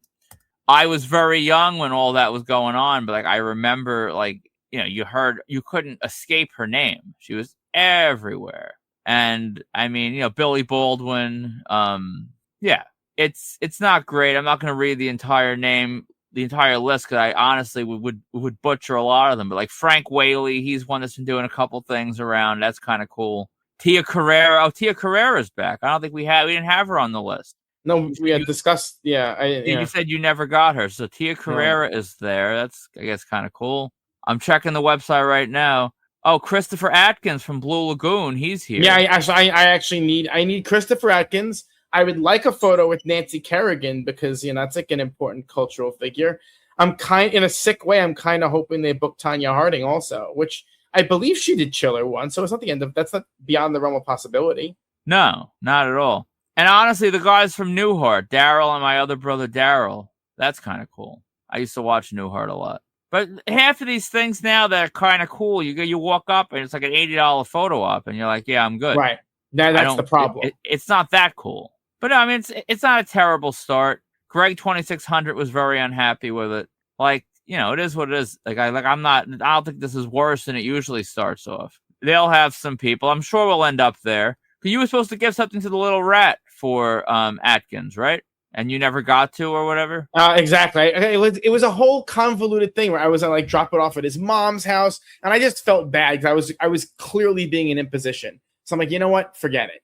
I'll just do it myself. He'll be around. He's not, and so I just it's fortuitous that he's going to be at Chiller, and I'll just take care of it then. Yeah. So I guess you are in already now. Yes. Same week as freaking Aykroyd. Sadly, Aykroyd wasn't Friday. If Aykroyd was Friday, we could have gotten there early enough, gotten through Aykroyd quick, and made it to Chiller Friday night for the last couple hours. But Thursday night, can't do it. Alas. Yes. Rhode Island continues just add names we don't need. Whole video game week this time around, which honestly, if these are like the names from like Red Dead Redemption and stuff that do really well, good for them. And that's the thing. Some of these video game names do really friggin' well. Yeah, I mean, look at the names from Baldur's Gate at Comic-Con that sold out. They sold out of them. They were just lines after lines after lines. I mean, granted, those names had Funkos, and Baldur's Gate is one of the biggest video games in years in terms of sales. So like that was a pretty special thing. But some of these game names and Red Dead Redemption they do really well. The guys from Grand Theft Auto, they do well. Yeah, so I'm not going to poo-poo it. It's not for me. I see the logic. Most of these cons don't really have a robust video game lineup. And I think if I was booking a con, I think I would actually try to have one because it seems like it does well. And it gets an extra set of people in there maybe that weren't buying tickets before. So good for them. I guess good for me by proxy because I'm not spending money on these people. And you get to a certain point, I'd like a little bit more sizzle on this lineup. But I have enough cons coming up where if I have a lineup that I don't spend even though I'll still spend a fortune, but if you don't spend that big of a fortune, it's not a bad thing. Right, exactly. And we already spent a lot of money. Jesus Christ. We already spent a lot of money. Can't believe I said that. With what's his face? Michael Douglas. So having an easy day at Rhode Island is not a bad thing necessarily. And I still have to buy my Michael Douglas autograph, which I really should do sooner than later. I guess I'm not going to sell out, so I wouldn't worry. But you never know. I'm talking on my ass. You never know. Let's see. Sci-Fi Valley Con. I'm half tempted to just skip over them, but I won't. They added David Mazouz from Gotham. I don't know the other two names. Rachel, how do I pronounce it? Lefevre and Definitely Mike Vogel. That's definitely not correct, but they were from that show Under the Dome, which was like it was an NBC show for like a year. That seemed actually well, it was CBS. My apologies, but no, Rachel's not a bad name. I've gotten them both though from TV Week, so it doesn't really do anything for me. But she's in a lot of little things. She's solid. I would love to just crap all over this show, but they're not bad. They're not a bad show. She's from Twilight. They get, honestly, a lot of their lineup is better than a lot of Rhode Island's lineup. And Rhode Island's budget is just substantially higher. Yeah, but I'm saying they bring people, like she's been in a couple Twilight movies, other things. Like, this is the type of name that a Rhode Island should have. Not this show, but they got it done, I guess. Here we are. So people who are at Steel City Con this weekend, there's sort of a tradition where they put out a handful of guests who have been announced for their next show already. And so that's what they did. They put up a poster with Matt Lillard, Carl Urban, Laz Alonso, Roger Jackson, Jonathan Frakes. What are your thoughts on those names? Nothing I need. I would imagine with Urban and Alonso, I would think they're going to attempt a boys reunion. We'll see if they hit it as hard as Dallas Fan Expo has done. More on that later. But I think that's going to be a big part of what they're doing. If Lillard's there, I imagine they're going to also bring in Skeet. I would imagine they would try to bring in Nev, who doesn't do quite as many of these as the gentlemen do, Arquette, etc. So I think they're going to probably lean heavily on a boys scream type of reunion lineup, and that works for me. We've never done December Steel City, and I think our usual stance is it would take like something catastrophically good for us to like even consider putting ourselves in that position, because that there's so much road between here and Monroeville for us, and then you have the air travel in general in the winter. It's just a nightmare. So I hope they do all these reunions and we can stay home without a worry, and it's all, hopefully good for the people in the area that want to go. Yeah. What else we got? Fan Expo Chicago. Do we want to save some of these talking points for the main event? That's fair. So we'll skip over Chicago, Dallas, and Boston, and do Lexington.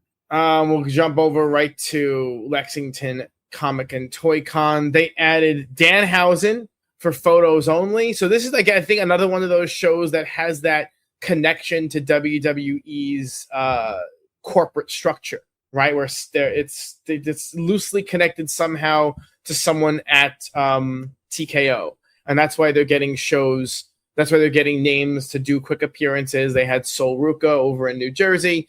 Danhausen's going to be in Kentucky. It's no autographs, photos only, burn through the line as quickly as they can. So we had kind of a light Wicked Ink Wednesday. I think with summer, these things tend to go a little bit soft. You actually criticized me for posting kind of a heavy-hitting item on a day that was like a light Wicked Ink Wednesday. A bad mistake. You don't waste the bullet like that. I don't know. I don't even notice whatever. So mine, incidentally, is one of the 3 items Wicked Ink Wednesday. So last week I talked about, how I played that show with the Ataris back in 2008. Well, I mean, I have documented a little bit on this show, and those who know me, I've told the full story. But back in 2012, it was 2012 or 20. It was 2012. Back in 2012, I acquired the Atari's gold record for the record So Long Astoria. I didn't get it from Chris himself. I got it from a collector who had bought it from him previously. There used to be ways to stalk people on eBay. Yes. So I used to stalk people on eBay. When people would buy things that I wanted but didn't win, I would just harvest their email address and politely email them once in a while asking for it. And so that's what I did with this guy. He had bought the item. He lived in the UK. He had bought the item on eBay a couple of years earlier, and like once or twice a year, I would just say, "Hey, are you interested in selling it?" He always said no, and he said, "Thanks for asking." No, and then years later, a couple of years, that was back in 08, 07, whatever it was, and then a couple of years later, he emailed me and said, "Actually, I'm interested in moving it. can you pay X? And I'm saying X not to censor it. I don't even remember. Somewhere in the neighborhood of $1,500. I don't, something like that. And so I actually own the real gold record, of which there are two. Actually, that's not really true. The record label. I know people at the label also get these, but I know that Chris got one and his grandma got one due to a weird quirk with writing credits. Because I guess there's a song about her that he gave her writing credit on one of the songs, and that was like whatever it was that entitled to, according to RIAA rules, that entitled her to a gold record. So she got to keep hers. He sold his, and that's what I have. And so even though you can't see the graph on the front, the graph is on the back. And I wouldn't want to mess up the front.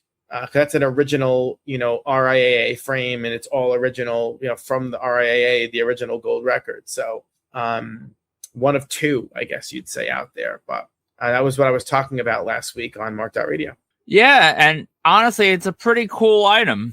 I doubt I'll ever have something like that in my collection, but I do appreciate it. And at the interesting enough, this made me think of it. At the Marley Museum, they had a bunch of like the platinum plaques and stuff for some of his albums. And my favorite album of his is Exodus. And I'm like looking around the room, and I'm saying to my wife, I'm like, where the hell is the plaque for Exodus? And it wasn't there. And she's looking at me like I'm nuts, like who cares? But I mean, I wanted to see the Exodus plaque. And now while you wanted a photo op with the Exodus plaque. I did. But now that while you were talking, I actually went on ChatGPT and asked them if there's any sort of a publicly, documented location of where that one is. And no one knows, or at least they don't know. Chat couldn't figure it out. They said, the museum has a number of them, but there's no actual confirmed place of where the Exodus one is. Yeah, some people take these things seriously. Other people don't, and they get rid of them. That's the thing. So that is how a lot. The idea that Exodus is one of the most loved and acclaimed albums in music history, and you would think like that we don't know where that plaque is, or at least someone might, but like the general surface level Google searches and stuff don't know. It's kind of crazy, but not everyone valued the stuff the way we do today. Hence you having your thing. It also could have fallen off a wall, or anything can happen with these things, Yeah. The other one, Jack Proctor posted an absolutely insane item. It is he has Bill and Ted Face the Music. That's their Bill and Ted 3 screen used shirts, and then he had those framed up and framed with a signed photo. Yeah, that's sick. I lament all the time. I would love to get into like the worn stuff, but I don't think I'll ever have the money or the space to really do it right. But I'm always jealous when I see sick stuff like that. And then finally, Matt posted his signed Becky Lynch SummerSlam trading card. Very cool. Agreed. Photo with Friday. So Matt Balk has been killing it with photo with Friday. He constantly has these things that are super cool. I mean, he captured our hearts with the Mudang little hippo picture. Was it last week or the week before? This one he goes the other direction and posts an absolutely unhinged shot with George Carlin from 2007, which is shortly before he passed, and he was very friendly. Matt Balk is a future combo god. I say with complete certainty. He is a titan of this game. If you have not seen the depth of his collection, which he's showing us now on Photo with Friday, this dude has met basically everybody, and he has like great quality shots with the people he has. Ron LaFond, who's another one who has a bunch of really sick shots. He had his shot from WrestleMania 18 Access with Mr. Perfect and the Big Boss Man. Insanity. Really, really sick. And finally, Jonathan Benjamin, just the other day, got an unexpected chance encounter with Lin-Manuel Miranda outside a movie theater. Our old buddy Lin, who honestly, I mean, having been removed from that for several weeks or maybe a month at this point, I feel a little better about everything. I mean, he was good for that one burst. I guess he felt he hit everybody, and he went on his way. He didn't have to do more than that. We got what we needed, I guess. All right. So if you're shopping for autographs, check out www.markedoutcollectibles.com. or our eBay store at Marked Out Collectibles. To contact us for any reason or no reason at all, please email markedoutcollectibles@gmail.com or join and participate in the Marked Out Autograph Collecting community on Facebook. All links are in the show notes on Facebook and Substack. If you want your event, product, or brand advertised on episodes of Marked Out Radio, reach out to us today, markedoutcollectibles@gmail.com. Get your Marked Out Radio merch on our ProWrestlingTees.com shop. See the link below or check out the pinned post on Facebook. And if you like what you're hearing, please subscribe on YouTube, Spotify, or Apple Podcasts and leave a rating and or a review. And I'm not going to reveal which let's not reveal which of our Marked Out Radio shirts we'll be wearing to the Sharpie Social. We'll keep it a fun surprise. I did fun surprise for me. I don't even know. The other day I went to see The Odyssey. Did you see The Odyssey? I love The Odyssey. Yes. So you saw it? I saw it in the like, local IMAX, not like the real IMAX. It was good. It's pretty good. I liked it, but I took it one step further. I wore my Respect the Combo Gods shirt to the movie because that was the only thing I could wear that was even remotely like potentially on brand, sort of, kinda. I mean, anytime I see a movie that with a runtime north of 3 hours, I always have the concern that I'm going to feel like I'm sitting here for a year and it's going to take forever. And I honestly wanted more when the credits hit. Like, I enjoyed it. Yeah, I was just trying to say I wore my Respect the Combo Gods shirt. I really wasn't interested in talking about the movie. It was good. Actually, it's not north of 3 hours. It's 2 hours. It was under 3 minutes. Yeah, take that. Yeah, but it really, even that's counting all the credits. It really was less than that. It was like 2 hours and 45 minutes. But I digress. So let's get to the main topic of the show, which is Fan Expo. Fan Expo has kind of changed the game in the past few years. They've made, every market in the country now has a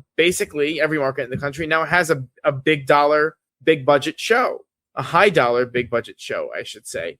So that impacts the way other cons run and how they do things. And, we were kind of hinting at this or talking about it a few weeks ago with the question of whether, the small market cons are going to die. And in order to really speak intelligently about that, you have to really dig into Fan Expo and what's going on with Fan Expo. So there's a couple ways that Fan Expo is kind of interesting. And I think it's important to talk about. I told you beforehand, I don't know if you knew this in advance, what Fan Expo's nickname is on its own Facebook group. I didn't. So Fan Expo's own nickname is Cancel Expo.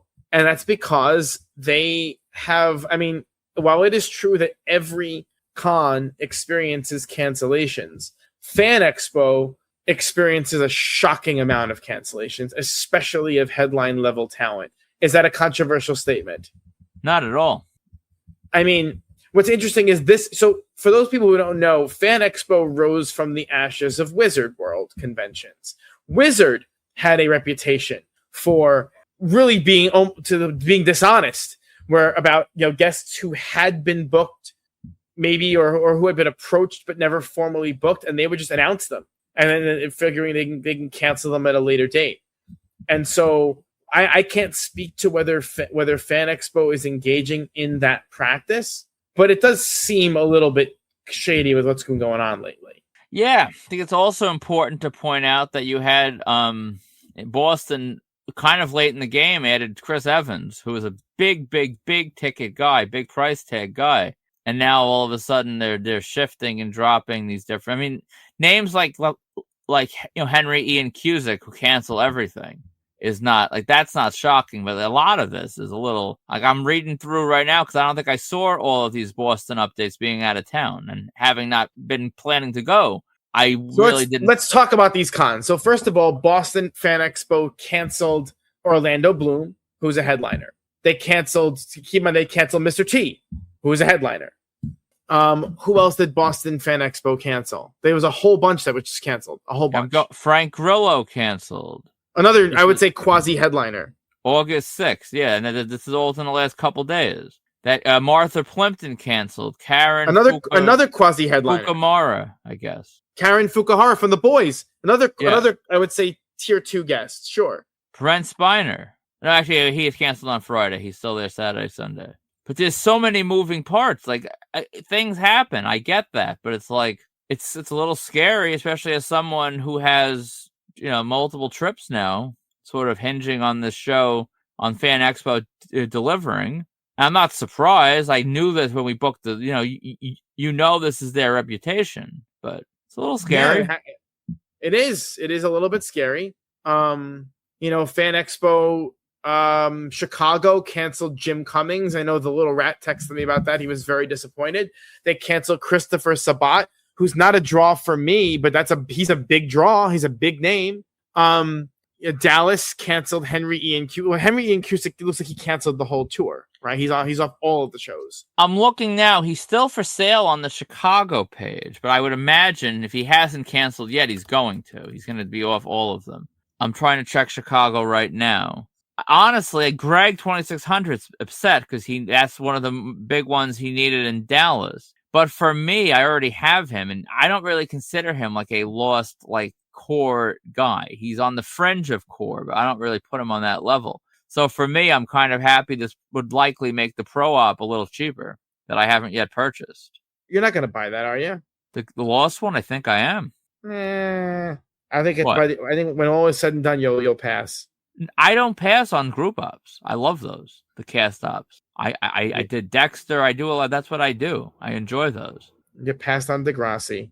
I didn't. It was the C team. Who needed them? Give me Emma, Manny, Jimmy. There was one character that mattered. I'm not wrong. It was not a good lineup. It was all. I thought it was fine. You're a little bit ridiculous. No, but all kidding aside, these Fan Expo lineups, they do this thing that's a little bit scary. They advertise these names, they draw you in, you buy your tickets, everything's very exciting, and then one by one names drop off, and then they say, oh, your card's subject to change. Oh, don't go to con for any one name. In my opinion, there's a difference, and then you tell me, maybe I'm crazy. There's a difference between canceling a headline level name and a lower level name. No, there absolutely is. It's anything can happen. I understand, and if we really got to start pointing fingers, it's kind of a hard thing to do. We have no proof that it's anything more than just bad luck and bad timing. But you're talking names that people are booking trips around, and all of a sudden they drop out. That's not good. That's not good at all. And I'm going to throw that. I know we still have Chicago before Dallas is in our direct windshield, bearing down at us. But Nicolas Cage being added in the 10th hour means something. Someone is going to drop. I don't know what. I don't know who. I hope I'm wrong. But you are correct. So the way they do this, they have their budget, and so Chris Evans getting added in. It is. There's no doubt in my mind that contributed to other people dropping. That's how it works. Yes. So Dallas, some bananas falling off this tree. I'm going to hope it's not Emilio. I'm going to hope it has nothing to do with Emilio. I would think, that would be one they would want to keep because how much is sort of hinging on him. Like you lose him, that would definitely weakens the young guns by a lot. So I would hope it's not going to be him. And they just increased Charlie now to 2 days, which is actually a good sign. But something's going to drop. I don't know what. I hope I'm wrong. That's my prediction. And yeah. And I don't think Cusick has canceled yet for Chicago. I don't see it mentioned. But I would not be going to Chicago expecting Cusick. I can't imagine. So what's your take on Fan Expo basically suddenly rising to dominance in this world that we're in?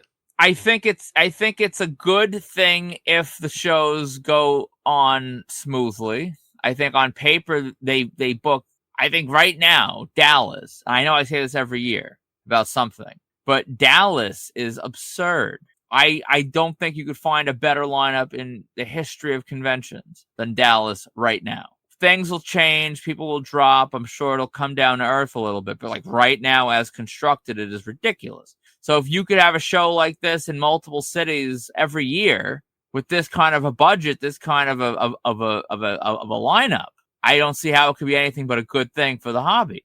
I understand it's Walmart and it could kill the smaller cons, but quite frankly, I'd rather go to a con like this and meet big names than have a con with nobody. Then I'm going to go see the ghost of Adam West at some little whatever, the super mega show in Kansas. I don't care. So I think it's awesome. But when you start, like, I may be singing a very different tune after I have 2 trips booked around these people, and they end up canceling everyone I wanted.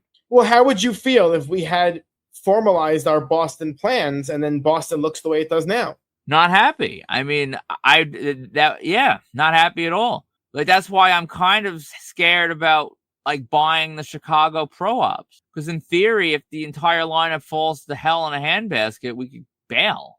We'd eat some. We would definitely have some money to eat, but I mean, if we're going to meet nobody, like, you're eating the money anyway. You're just wasting your weekend.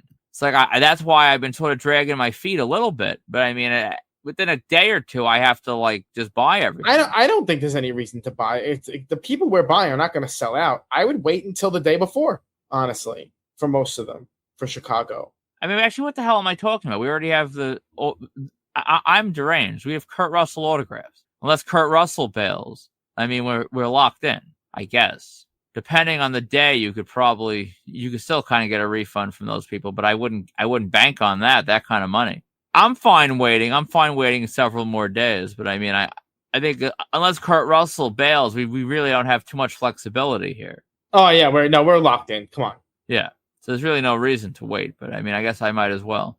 A Mr. T cancellation would be horrific. Because I mean, we would not be traveling for Kurt Russell autographs. At least I wouldn't. Ooh, Chicago. No, I wouldn't either. I mean, let's be very clear to anyone who cares. Ouch. We're going to Chicago for T. Full stop. We're going to Chicago for T. Everything beyond T is a bonus, right? Yes. Philly didn't work out. Boston didn't work out. We're going to Chicago for T, because after this, I mean, this was the thing. T. I'm still not convinced that T is not going to drop dead before next weekend. Yeah, same. So let's talk about what we're getting then. We're going to Chicago, man. What are you getting at Chicago? Let's go down the list. Who are you getting? It's a very impressive lineup if you just look at it. Because I'm not going to lie, you were texting me some wild ideas that you're going to talk about on your own, or I'm going to blow you up and ask you about them. So, so what are you getting in Chicago? Well, let me try to find my list. I think I made a spreadsheet. Which maybe I didn't make a spreadsheet. No, I didn't make a spreadsheet. So I don't have a spreadsheet. Anyway, what am I getting in Chicago? I have 2 autographs for Kurt Russell, so I'm doing that. My pro op with Kurt Russell is not my pro op. My photo op is awesome. So I really don't need another one. But I've been kicking around in my head, and I'm sure I'm not going to do it. But there's these different group ops. You have Kurt Russell and John Carpenter. That's never been offered before anywhere. So I'm like, that's kind of cool. Then you have Kurt Russell and Keith David. I never met Keith David. And, I'm like, oh, maybe he's such a cool guy. He's such a cool guy. So I'm like, maybe, The Thing is a classic movie, even though I haven't watched it yet. And I'm like, he's like second build, at least according to IMDb. That's a pairing that, may never happen again. It's the best way to get Keith David. What the hell? It's only an extra $300. Yes, I realize how crazy that sounds, because that's a pretty big number. And I'm thinking all these things, and part of me, that's how I am. I like autographs, but I'm still always a photo op guy. So if I'm in Chicago and I see Kurt Russell's there, even though I don't need one, there's like a pull in my body. It's like a magnetic pull that I should get some sort of a photo op. If you don't get the photo op, it didn't really happen, and it's like you missed something from the experience and the whole of what you went for. It's less cool, less memorable.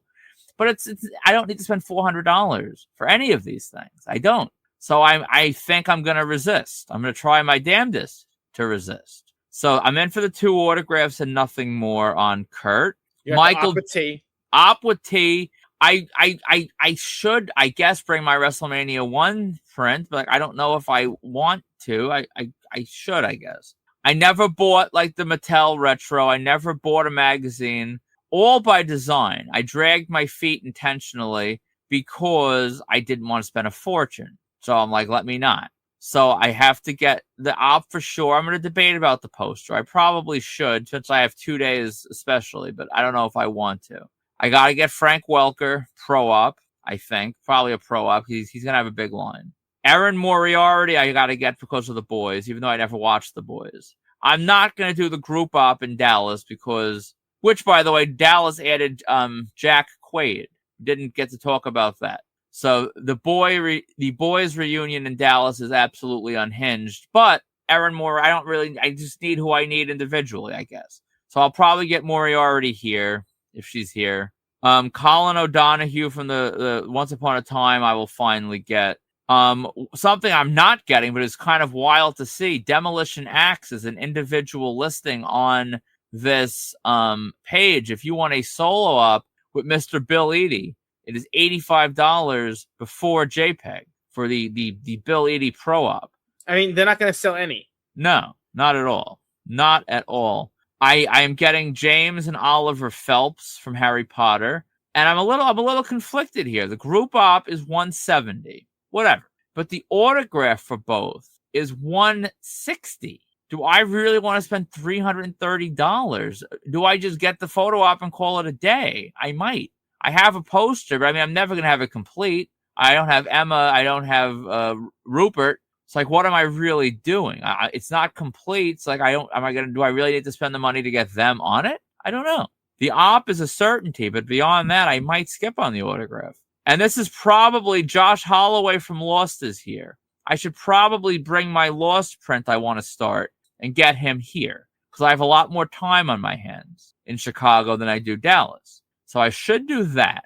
I will skip on an op because the op I have with him is like perfect. And if I get the group op, I'll have him again anyway. So I definitely don't need him here. And yeah, Michael Johnston from Obsession, I gotta get.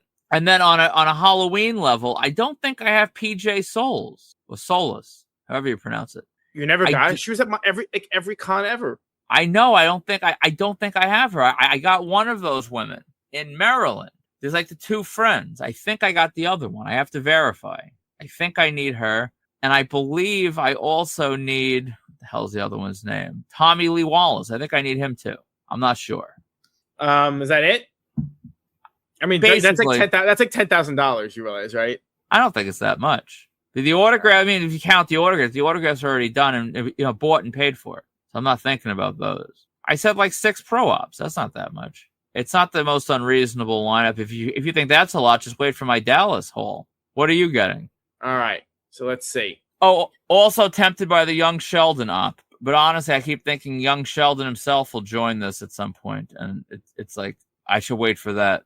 So obviously I have the Kurt Russell 2 graphs. Mr. T.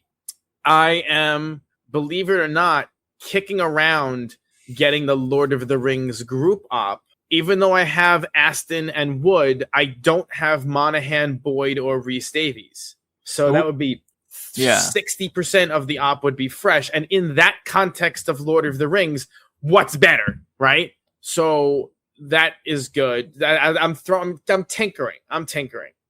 Michael Johnston, I'm getting the combo. So I never got a chance to tell you because you were away. I was able to get an original poster for Obsession.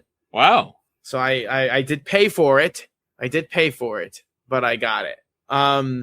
What else? So I'm getting the combo with Michael Johnston. I'm not getting the Phelps twins. Who else am I getting? I'm gonna scroll down. I never got Jim Beaver or Mark Pellegrino from Supernatural. So I might do ops there. You need to. They'd be table ops though. Like easy table ops. Correct. I also never got table ops for any. I never got ops, for any of these boys people. I have no op with Erin Moriarty, none with Captain Fukuhara, none with Tomer Capone, none with Laz Alonso, none with Valerie Curry, none with Cameron Crevetti. I do have Colby Minifee. I got her with someone else, I forget. It was with Jack Quaid. It was a combo op with her, Jack Quaid, I think. I don't have these other boys ones either, except for the one you just said that you have. I got her at a Comic-Con years past. I don't know if I want to get all of these people. The problem is, as a group, they're really not terribly connected to each other. For example, you got Erin Moriarty is never really as part of the gang with that other crew. Karen Fukuhara and the Frenchie, those two together I mean, I got to see if they have a dual op. I would get those two together because they're like connected on the show. Mother's Milk he was a late addition. He wasn't on the show for the first couple seasons. The kid, Homelander's son. I mean, he's really not in it that much. This is very tough for me. I'm not sure exactly what to do. I'm not gonna lie. I'm tempted on Christopher Lambert op. I'm shocked you didn't do it already. He's holding the sword now, right? Or I guess more accurately, the sword's going to hold him. Yeah, I'm not really sure what they said about that. He could barely hold a fork. How the hell is he going to hold a sword? But I mean, I hear you. And a lot of these, not to go off the Fan Expo topic, I'm just going to jump off for one quick second. Like the Grimm reunion in Altoona, they went and added Judith Hogue, who I'll be completely honest, I barely remember being on Grimm. I'm hoping they're not putting her in the group op because that would actually make me less desirable. I would desire it a lot less with her in it. These shows will do that sometimes. They'll make this giant group op, throw everyone in it. It's like, I don't want everyone in it. Like, just because you were in 3 episodes, I don't want you in this op. And they do too much. And some of these ops are like that. The Boys I have not seen. So like I don't. These are names I don't understand. It's like I read these names. It doesn't really mean anything to me. Right, and they're really not connected too much on the show. They're not.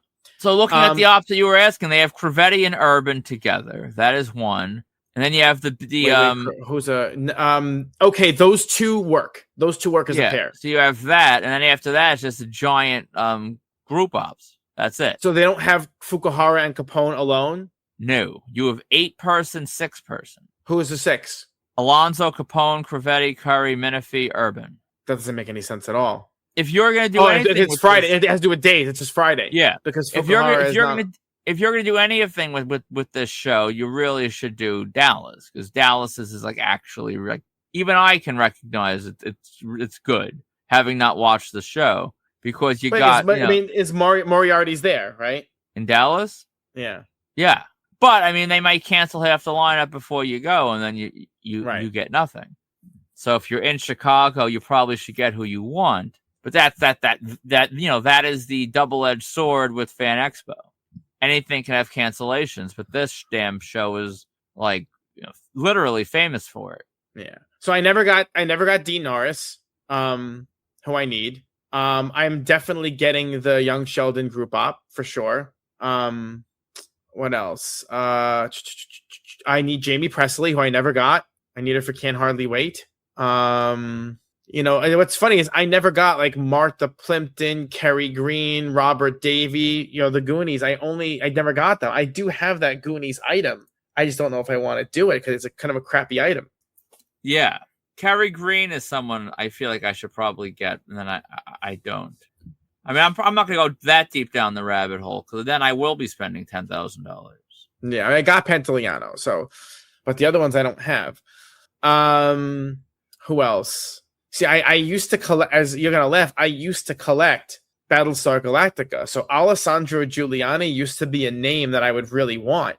I just haven't collected that in years, and I kind of lost interest in it. Yeah, I mean, so should you get it because you wanted it way back when? I don't know. I'd say yes. Right now, I'm firmly at maybe. So that's a lot of names, man. I just put forward a lot of names, and I'm not sure what I'm going to do because I don't think I can realistically do all of those. That's a lot. That's a lot of names. Yeah, and I'm sure when I start filling up my cart, I'll make cuts and concessions here. I'm not going to. I'm going to wait until I think Thursday to buy anything though. I'm going to do what you do because I'm not going to get on a plane alone if this thing goes to. I mean. There's probably something we could do in theory if everyone canceled with the Kurt Russell crap. But hell, Kurt Russell himself could cancel. In which case, Kurt Russell, Mr. T cancel on Thursday. We're burning some plane tickets and we're calling it a day. Obviously, I could cancel hotel. I could cancel the hotel up until like whatever. It's like 24 hours, I think, or 48. I gotta check. But I mean, let's hope that nothing happens. Right What? You're being very fatalistic right now. Yeah, I mean. You're the one saying you're waiting until Thursday. Well, there's no advantage to doing it earlier. I don't get a discount or anything. I'm saying you're the one that's putting all this negativity in my head. I kind of thought I was being silly to wait since we already were in for Kurt Russell. But listen, positive thoughts. It's going to be great. We're going to be eating sausages and stuff at Portillo's. There's not going to be any, much more cancellations, and we'll be good to go. Absolutely. Let's get to questions. Okay. Question number 1 from William. What is your best experience with a professional photo op company? He brought up Froggies. So what do you think? To me, I mean, Epic Leap right now. This is the peak and the height to me of the pro op experience. They are generally very organized. Everything has kinks and nothing is perfect, but they're pretty close to perfect. You line up, the screens are working now pretty much every show. The announcements are clear. When you have conflicts, you tell the staff, they help you out. It's as good as it's ever been. It's instant. The quality is pretty good. Couldn't be much better. There's nothing wrong with it.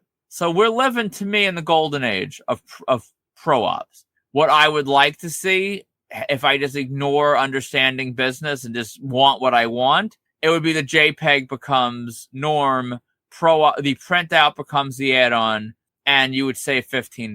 But that'll never happen. So we're living in the peak right now, and that is my favorite time and company. How about you? I'm going to push back a little. I think I would say the golden age was Epic before it was purchased by Leap. Why? Because Leap changed the terms of service to make them worse without exchanges and refunds. I mean, the ability to get refunds and exchanges was it's way better for the consumer than it is now. Exchanges are still doable. I could go on right now on it. But you can't exchange down. You can only exchange up. That's not well done. It's an anti-consumer system. Fair. But I will say that I don't have a clear picture in my head of exactly when the merger happened. But I do know back when they were in the infancy of the technology that they were trying to introduce, the boards would typically be useless and they wouldn't update with the lines. And it was a I can remember being up in Rhode Island years ago where you'd be in a legit mosh pit and the screens didn't work. And it was just the guy shouting into a microphone. It's not like that anymore. It's a lot better. I agree with you in that regard, but I think I'll take all the technology and, typically you don't really have to exchange down. You just get a refund if you're exchanging if something cancels. Yeah, I guess so. I mean, all of these photo op companies are still amateur hour. Even Epic Leap, they still could be run better, in my opinion. With their cockamamie systems of trying to avoid with the checking in, checking out, scanning in, scanning out, all this nonsense. It's a lot of nonsense, I think, for what it is. I agree. Honestly, I'll be changing my answer if they really keep up this whole checking the group thing to let you enter. Because here's the reality. I like taking advantage of them not checking for groups. I do. Or I should say I did. But I'm not even saying that they shouldn't. Go check for groups. Just make have someone walk the line in the actual area and check for the group then. Or have the person scanning you into the tent, have them check the group. And if they turn you away if you don't have the right group. The way they're doing it now, they're creating an extra checkpoint for no reason, which completely just ruins any efficiency and feel of it being streamlined. It creates another traffic jam.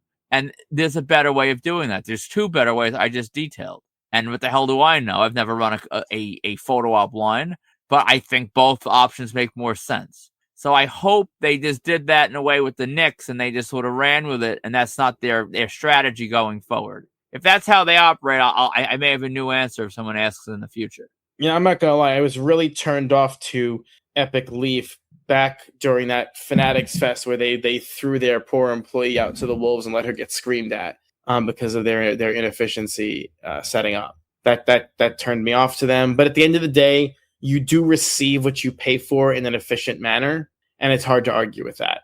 Yeah, great question. I'm not sure what happened to the formatting of the questions. Something went awry here. It did. I'm not sure why. I will read it for you right now. Hold on. Luckily I got it in another thread. I don't know how that happened because it didn't happen at first. All right. Dave, my number 1 person to meet at a convention is Michael Keaton. From what I understand, he's only done 1 convention back in 2019, and I've heard it was a total disaster. Were you there? Do you know someone who was? Is there anything you can share about that day? Do you ever see him doing another convention? So we were not there, either of us. It's my understanding, and I would love for people to, for someone who was there to elaborate. I would love to hear the full story, but it's my understanding that at some point he got up and left and never came back during the convention. That's what I remember. And it's kind of funny because, like, if this was us today, like if Michael Keaton was booked at a convention, I'm pretty sure we'd be there unless it was a weekend that we just couldn't be there. But schedule permitting, I think we'd go. That's how we've changed since then. And then you see something like this and you're like, wow, maybe it's a good thing I wasn't going back then because this might have been a disaster. People got it, but I'm sure not everyone did. Michael Keaton is a very challenging individual to do business with. I mean, there's famous stories about him at a private signing, getting up and leaving in the middle just because he didn't feel like doing it anymore, and just leaving pieces laid out. There was I forget which company did it, but they had rented a house or something like that, some crazy thing to get all the items laid out for him. Oh, and he just drove. He had driven to I think it was renting a house, and he got driven to the house. Everything was laid out in a simple way as possible, and he just was difficult and just stopped at some point and left. So I know at this con appearance, it was basically similar where Michael Keaton does what Michael Keaton wants to do. And you're not really sure what that is because he just doesn't really say. And then he just leaves. And it's my understanding he's very, very, very difficult. And he's not particularly friendly. So yeah, that's pretty much how it went down. So will he do another one? The real question is whether someone can coerce him into doing it and really think they can tame him. That's going to be the question. Do they think they can tame his eccentricity? Or do they have it, the deal structured in such a way where they don't think it's possible for him to flee mid-show? I think he's your guess is as good as mine. He's 74 years old right now. I mean, health is a tricky, tricky mistress, so we don't know what that really means. But, I mean, in general, I feel like there's a couple more years, 2 to 3, where you could say that a window could be open. I would like to think a Kevin Costner type of deal would be probably the least risky, where he's literally walking in, taking photos, leaving. The private signing back, whatever, if they could work something like that out, it has nothing to do with me or the fans, so who cares? But you would think with the amount of money being thrown around today with A-listers getting these appearances, he's done them before. He's done one before, I should say. I wouldn't bet big he wouldn't, but I kind of also wouldn't bet big that he would. I think it's possible. I think the issue with seeing him again is he's burned hard a few money players in the game. And there are only a few big money players in the game. And if you burn them, they're just not going to be willing to put up money for you. Period. They'll kind of a fool me once sort of thing.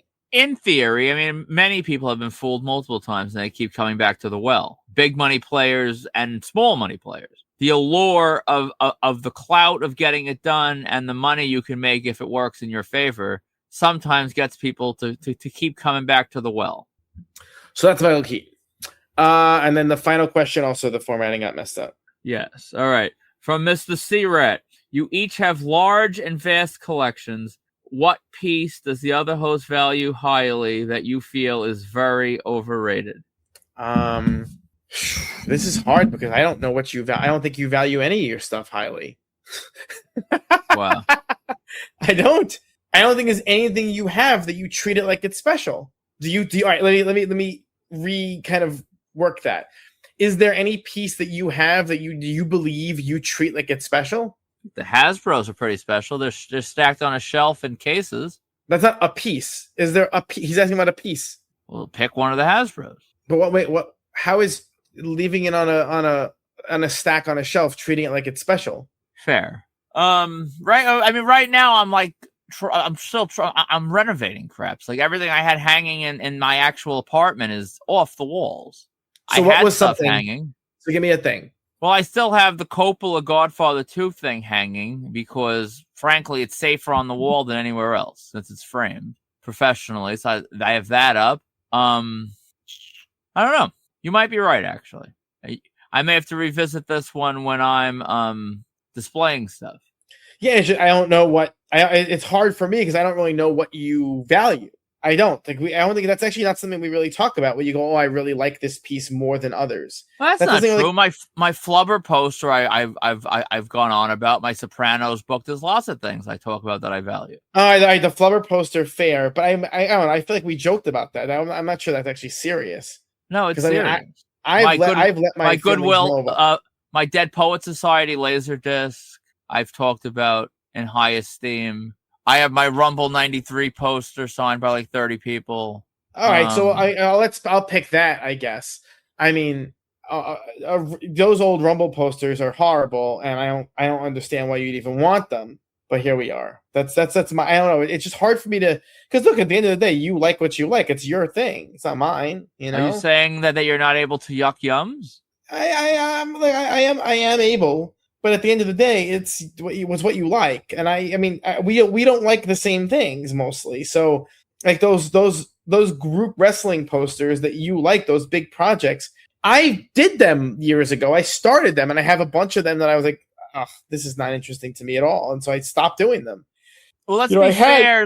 Let's be fair. My 93 Rumble is an original. It's not a full-sized original, but it's an original, like 22 by whatever. So that isn't one of my like 11 by 17 print jobs. That is actually like an original, like from the box office type of poster. Yeah, but it's original from like a horrible event. So who cares? No? I guess that was. I mean, I personally always had a soft spot for that Rumble, but yeah, I guess it wasn't amazing. But you like it. I get it. You know, yeah. I'm not gonna sit here and be like, it's garbage. Well, I have an answer for you. What? The Bernie Sanders display takes up way too much space given all the cool stuff you don't have hanging. Once he lost, at that point, I mean, had he won, that would be A1, the best thing you have. When he didn't win, it's like, I think there's cooler stuff than that you could put on the wall. Sure, I understand why you would think this is not the thing I should be hanging up. The key here is two factors. One factor is the fact that I got the figure sign that was sent from his campaign office. So that is like a very cool bit of trivia. The second thing is it's a great conversation starter in ways that a lot of other things wouldn't be. Fair. And so it's not that I have people coming here really, because I don't. But it is a great conversation starter. I'm not gonna lie, I just like looking up at it. It's sitting right above my computer monitor. And I like looking up at it. But I would understand why someone who isn't me would think this is a crazy thing to have in the living room. I can actually very much understand that. But I'm sure. And what you said is true. What makes you happy? I had things on display when I used to have. I actually have to see if I can find pictures of my wall before I ripped everything off and what I had on display. I may have to post my outdated display if I could find. I definitely had pictures. And I knowing me, I didn't delete said pictures. So I will try to post, what I used to hang. And I'm sure there's things that you and others could sort of be like, what the hell are you hanging that for? No, but look, that's the name of the game, right? It's like you hanging things that you like. And so, I mean, that's why it's funny, because when you say value, it's a very loaded word, because I mean, I value this piece, but like not more than other things. It's what I hung up because of there's a certain aesthetic value in having it here, but like not in any serious way. Like if I really were really thinking about it, I don't know. Do I really value this more than other things? I don't really know. I don't know. I think you're gonna say my saves the day display, because that you don't even know who they are. But that's music. I get that. If I would, which I probably will, if I framed, that's different. If I framed and hung up my Illmatic signed by Large Professor and DJ Premier, two of the main producers, is like a couple more on Illmatic, which in my opinion is the greatest rap album ever made, period. I mean, you would be like, who the hell's DJ Premier if you didn't hear me yammering about him now? So like, I can respect that that's just not my genre. If that was my genre and I still didn't know who they were, I would say that. But I'm sure if I knew if that was the type of music I listened to, I'd be like, holy crap, that's sick. Yeah, I know. The truth of it, I just don't have that much displayed. I just don't have that much hanging. So I was waiting for you to bring up the Exorcist doll. But I mean, that's just silly, and I know you don't really value that. It's just sitting on a shelf, and that's the problem, though. Like, if you put that front and center, and on display in the living room or something like that, I think you need to be institutionalized, you know. But I don't even think you'd be willing to do that because you recognize that's like inappropriate. It is, but I also have to admit that when you're in the office, where at this point we've discussed this and no one else cares, but big picture, I want to get my personal stuff out of the office and put it in places that it's actually displayed, and have the office simply be the stuff we sell. That would be nice. It would. But I do put the things in the office now that I value the most. Like I have my Freddy glove, I have the Exorcist doll, I have the Horseman Mattel 4-pack. I have things like that that's how in this, as I'm renovating, I can't display properly. So the stuff I sort of put on the shelf in the front that I can look at when I'm in here recording and packing and doing things, that is sort of what I value more. So you can kind of get a feel for what that is, even if it looks like it's not really in a place of esteem on a crowded shelf. But if I choose to put it on the front, there's usually some thought as to why. That makes sense. So that's why, I mean, at the end of the day, people like what they like. I mean, if you had weird personalized 8x10s that were, you know, heavily featured in your displays, I would have questions. But I don't know. You know, I don't. I think the problem with the question, not that, I mean, it's just a regular question, whatever, but is thinking about in terms of what we value, because I don't even know, like, this stuff is displayed, but do I value it more than I value other things? I don't think so. I don't know. I hate when I get a question where my answer is unsatisfying and I feel like I'm not really capturing what I want to say, but you let C-Rat down. You really did. And I couldn't really articulate what I wanted to articulate. So here we are. But that's fine. What's coming up for us? Well, in a week we have Fan Expo Chicago with our Sharpie Social live from Portillo's. That's going to be Friday night at 8 p.m. Right? Yes. And we hope to see as many people there as who are willing. We are also going to be in Dallas in September for Fan Expo. More info to come on what the Sharpie Social will be there. We still have the Keanu Reeves Simple Plan for August 19th. I wish I had an answer as to what was going to go down that day. I am not going to know until that day what goes down. I'm getting more anxious about it as the date grows closer. I'm not at all. Even if we end up with like corpse arms, I mean, it doesn't really matter. You're going to be happy with corpse arms. I mean, as it looked in that photo, I don't think the average person, myself included, would really focus on it. It would be weird. I'm going to try to be very aware of what I'm seeing in front of me with like your photo and other people's photos to see when whatever I get back comes back. I want to like be aware as like one of those like find the differences types of games. I want to see, like, I'm curious now. Like I still, not to retread, but I still can't fathom what they would have been fixing to put. What would the arms have been doing? Were the arms all blurry? Like, I don't get it. So that's why I don't think it's fixed, because I don't understand what they'd be fixing, and it just doesn't make sense to me. So I'm gonna be very observant while I'm there, but I'm pretty calm. I think it's gonna be fun. I mean, it's gonna be a crazy day for me, regardless. Yes, and it's ironic that half of your day says the word "simple plan" in it, because there's nothing simple about your plan. Not at all. No, it's totally nuts. It's bananas. But there's nothing I can really do. I'm locked in. Yeah. And then, of course, you also have Chance the Rapper coming up. I feel like there's a lot more on the calendar that just hasn't been added to this document yet. Like Dan Aykroyd and Gary Sinise and a whole bunch of other junk. I'm going to update it next week when Chicago drops off. Then we can start updating. Because, I mean, at a certain point, it's like we could say NYCC 2030. If we want to keep going through, we kind of know what we're doing years in advance. But you don't need a list a mile long. But now stuff's starting to get real. Now things are falling off the thing. We got more stuff coming, and we gotta, the summer's still raging on, but at the same time, the fall con season is closer and closer. Yeah, we're basically, I mean, to me, I'm looking at it like we're in fall con season, as crazy as this sounds. Even though we're not yet. I would say maybe really after Chicago, we're fall con season, here we come, right? Yeah, and I don't think we're really ready for the reality and the conversation that con season is kind of 365 days a year at this point. Now it is. Well, that's because they've made it their kind of mission to do that. Yep. They used to be But like clearly defined seasons, and like there's not now. It just goes. Yeah, well, I mean, other people try to get in on it. Well, maybe there's maybe there's nothing at this time, so we can, shoehorn ourselves in.